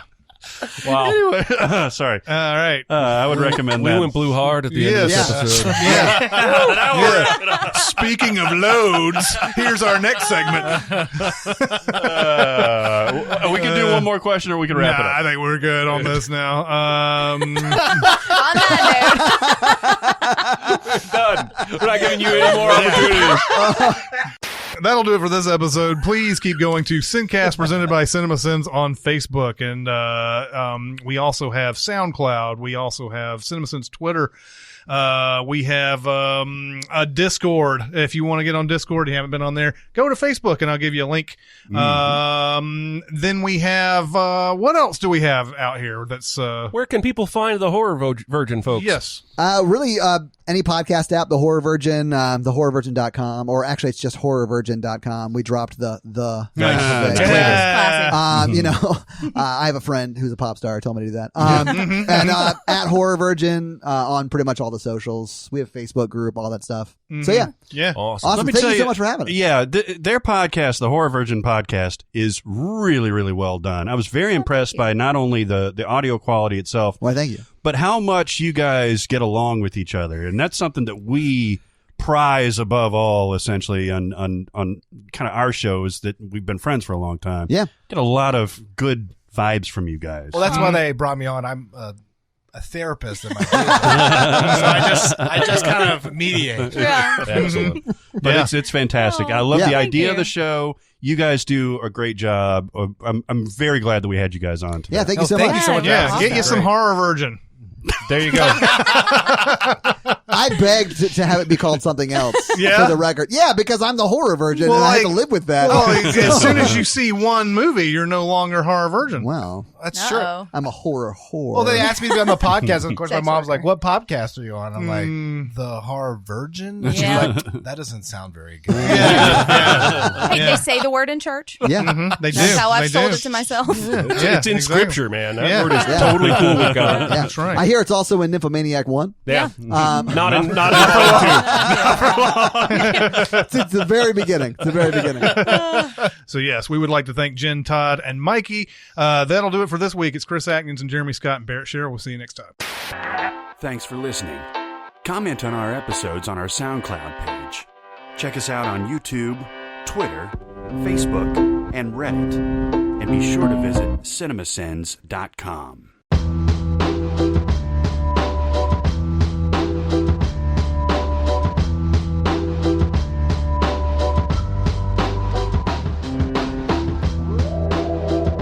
I honestly did exactly what that shirt wanted me to do, which was just look right past everything Yeah. and assume it was an Exorcist shirt. It just says T-Rexorcist. Well, my son That's is awesome. really into it Yeah. Well, because he's 5. Well, I got on this. well, he'll grow into He likes He'll grow dinosaurs. into it. He'll grow into it. All right. I got on this podcast, and then my mom got me a T-shirt for Christmas that says "Ask me about my podcast." Nice. Yeah. Nice. Oh my That's God. something my mother would do. There's no way my parents listened to it. If they did, they got 5 minutes in and started a prayer chain. No, it was definitely Yeah. not great, especially for Darren Aronofsky, for God's sake. What the fuck was he doing with that movie? Oh no, Did it make money? no. I don't It think so. lose No, money probably not. I think You got now it's possible worldwide it did, but I think it was pretty expensive to make, and it didn't do well here. Those rock monsters. to Google. Yeah. Yeah, we're just gonna box office mojo this shit. I love Box Office Mojo. That's like my one segment in the show, and I'm Right. at Box Office Mojo all the time. Jen does all the hard work on the show. I do absolutely nothing. 101 million domestic. It made. What was the budget? Production budget was 125 million. So. It made 362 worldwide. So it Wow. broke That's even. money. But how much money did they spend to promote it? It probably broke even. It's Yeah. usually you have to be twice as much as the Yeah, production I've heard budget, that too. Yeah. So yeah, Right, yeah. I mean, it would have been 250 would have been breaking even. So They did all right, I guess. But it's not like they're going to make a sequel. Who are they going to follow? Aaron? It's not going to do it. Yeah. It's fine. Aaron. Yeah, I'd like to see, I guess that would be the Moses story. Yeah. But Oh, I'd yeah. love to see Aaron. Yeah, Just be the most. It could be anything. Yeah. But it's about like a biblical figure. Yeah. Aaron. It's about spelling. Aaron spelling. Right. Who's your favorite Bible character? Aaron. Yeah. Bar none. Bar none. Brother Aaron. of Moses? Yeah, Aaron. Yeah. Badass. He's the one that can Aaron. explain what he was talking about. Well, that's Yeah, true. So it would just be him running around cleaning up all these messes and like- jams and kept getting It's like, himself into. no. Damn it, Aaron. I always loved how many people in the Bible had like impossible to pronounce names, but they were never like important to the story. Yes. Always just like tertiary characters. Right. Makes Yeah. you think. Makes you wonder, huh? Yeah, guy can't pronounce his name. He's not important. He's not the Messiah. Yeah. We're pretty well heathens in here. I hope we're not offending Oh, no, anyone. not at all. Although I will say I did go to seminary, but Nice. that's how I knew who Aaron was. Please, but yeah, I don't really believe. All right, that's great. I'm not trying to change your mind. I'm just By the trying way, not to- I have listened to your podcast. Let the fucks fly, Yes! guys. Yes, the thank fucks you. fly. Thank you. I like to think we could control ourselves if we tried, but I was Oh, talking we about can't. I'd like to think that too. In Jen. fact, Barrett adds 5 fucks for every Oh, sentence really? that he has. Just dropping them in every once in a while. Yeah. Nice. I got my brother's kids coming for Thanksgiving, and I'm already worried. Oh, that I'm yeah. going to be like, hey, will you pass the fucking Chex Mix? Halloween 3, and then Amityville 2, and then I like that one. Was it like a countdown? Yeah. I'm so glad you guys Friday the got 13th that. part 1. Yeah. this Korean film called Demon Fetus. Oh, I nice. saw that picture. I was like, I might watch that movie. You would yeah. love it. Yeah. It was kung fu against a demon, and then What? a ghost like kept trying to have sex with this woman. It was bad All right. shit. You had me at sick. Yeah. Welcome to my world, guys. Our podcast is really Mikey and me like being gross to each other and Jen face palming. I have slowly turned into Marge Simpson.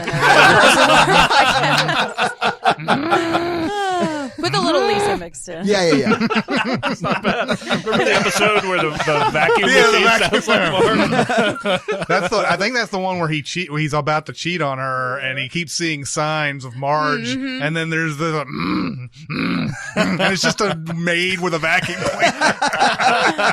And then you go, she finds a turkey behind his bed. He says, "Oh, Margie, you came and you found me a turkey."